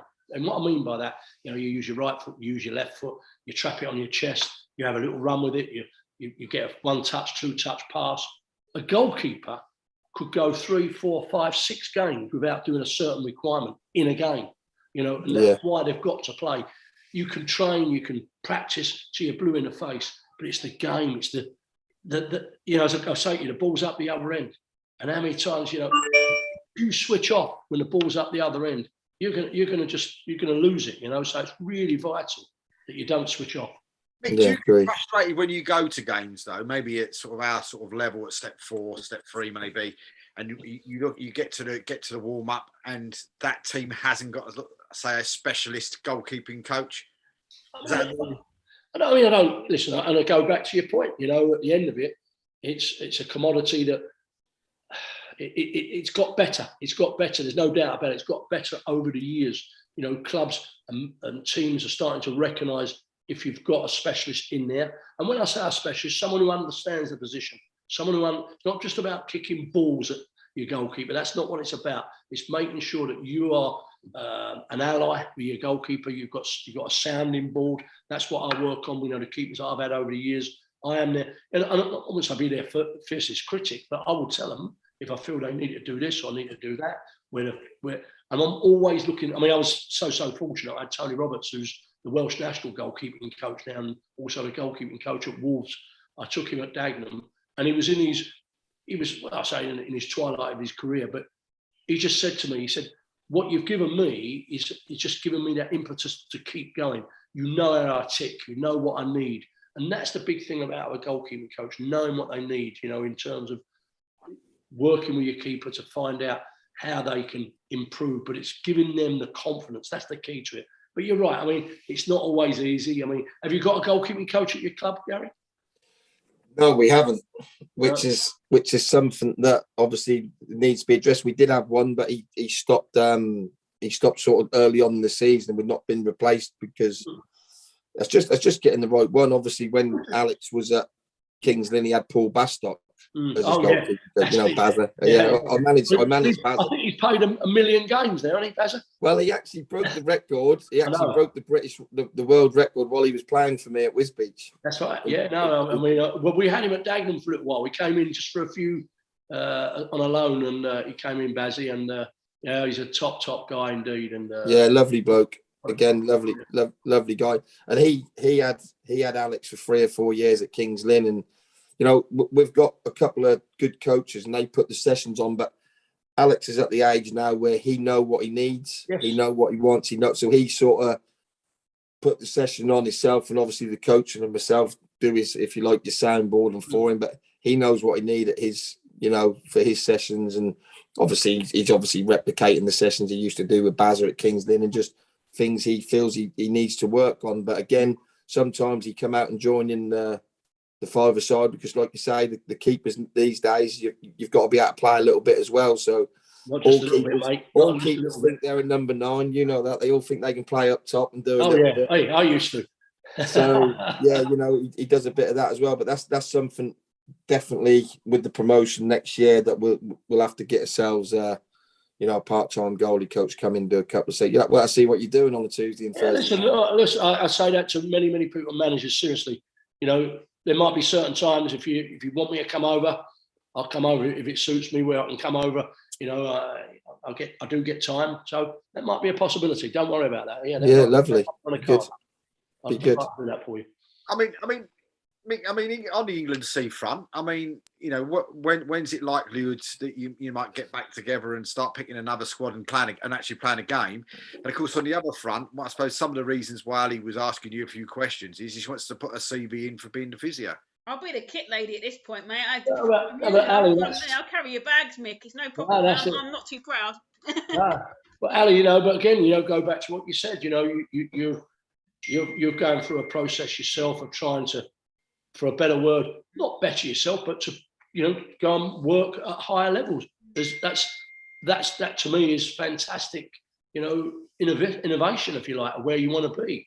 But there is things out there, and of course, I'll always put people out there, let them know that you're sort of available and what you do and how you're doing things. And that might be a possibility. But no, it's. You might have to fight the St. Lucian FA for me, though. I do warn you. St. Lucia? Yeah, you might have to fight. Do you know anyone in St. Lucia or not? Yeah, my mum's from St. Lucia, I think I'm trying to bring my way in. Well, I wouldn't say I've been to St. Lucia twice, right? But I never got off the plane, right? Because you have to go to St. Lucia, then you go off to Grenada. Yeah. That's what you have to do. That's what they tell. I've never got off, so. But no, I think worth getting off the plane next time, Mick. Listen, that might, with your credentials and what you're doing, put your CV out there. You never ever know, and especially now, what's happening with a lot of these international groups? They've got under 16s, they've got under 17s, boys and girls. So they do need people, and sometimes, and please take it the right way, not a full-time person, but someone who just comes for the games, or the training sessions, when they're going to go. So. That's what I would advise you on that, definitely. What was the other question, Dave? Well, wait, I'll just one of the things you were just saying then, you just said about, Gary was talking about, goalkeeping coach, and you just said, well, maybe, he might be able to get over and all the rest of it. And as soon as you said that, Gary's phone started pinging, and I reckon that must have been the chairman saying, get him signed up straight away. Oh, that's all right. But he doesn't know how much it costs, though. That's the problem. So what was the other question? What was that? You said. No, I was just saying the England sea side of it. I mean, yes. when do you expect to see yourself and Paul getting back into it? And are you frustrated in a way, or is it something that you're more than happy with that the England sea set up is 25 and unders? I mean, would you rather it be an open age so that you can actually, make it more competitive? No, I mean, we used to be an open age going back in the day. It's actually under 23, actually. Right? And the reason we made it that, we go back to what you said, we wanted it to be a side that players could see that they could go on again, to back into the professional game. What was happening before when it was, an England non-league side, there was players at 30, 31 getting an international cap through, and it's not wrong, but it was like you've done so well over the years, you deserve something, and I get that, and we understood that, but it wasn't really what our philosophy was about trying to make it like, 17, 18, 19, 20-year-old, 21-year-olds to get into the team and then get the move. I mean, I'll go back to what I said earlier. We've had, close to I reckon we've had over 300 players back in the Football League who have played for England C, which is an incredible. I mean, if any academy had that or any professional side had that these guys have gone back and they'd be biting your arm off, to say, how have you got that? I mean, we're only the final sort of piece in the jigsaw. They've been at their clubs, of course they have, but when they come away with the England C set up, it's sort of like a final sort of it just lights the paper, if you like, to say these guys, because when we do play, You know, again, for people who may be listening and tuning in today, why not realise we don't just play. We played Belgium a number of years ago. I remember it, and we had in goal. We had the guy from Wimbledon. I can't think of his name now. Anyway, he played in goal for us, and our centre forward was Matthew Barnes-Homer. Seb Brown was the goalkeeper, actually. Seb Brown, who played. He was in goal. Matthew Barnes-Homer was a centre forward, and we won 1-0 against Belgium. He was being marked by Toby Alderweireld, right? And who did he score past? Was Courtois. Courtois was in goal, and we won 1-0. You know, so we're playing that type of calibre of team. You know, it's not like it's not. They can't believe when they play England C where our players are playing, but they are so envious of our structure in this country, of even, you know, going down to levels with, say, step 4, step 5, the levels, they've not got that. A lot of these other countries have not got that structure at all, Dave. So they go, well, where's Harry Kane when he's not playing? We've got you know, Alex Woodyard playing from, and they go, who's he? And we give them a game now every time. It's just incredible stuff that, you know, we've got that level. We've got that, you know, when you say, when you see the players that have come out of non-league and gone into the professional game, you're not, as you've said, you're not going to see that in any other country around the world at all, are you? No, and the key to it, you know, I'll say this to Gary, and he might not, you know, all managers, if anyone's listening tonight, all managers, tell your players, you know, there's a chance to play for England. There's a chance. All right, you've got to be under 23. But what I'm saying, these young guys, what a carrot that is. What a carrot, you know, I could strive to do that. And players have done that. They've seen the opportunity to, and if they get it, they've got a chance to represent their country and get an international cap. No, absolutely. Well, listen, guys, the time's flown by again tonight. I've so enjoyed tonight, and hopefully you guys have as well. It's been fantastic listening to yourself, Gary, and of course to the superstar that is Ali. That should be Ali MBE, by the way. Our first time I met you, Ali, so I'm really impressed. You know that, I know, Gary as well. So he's overselling me again.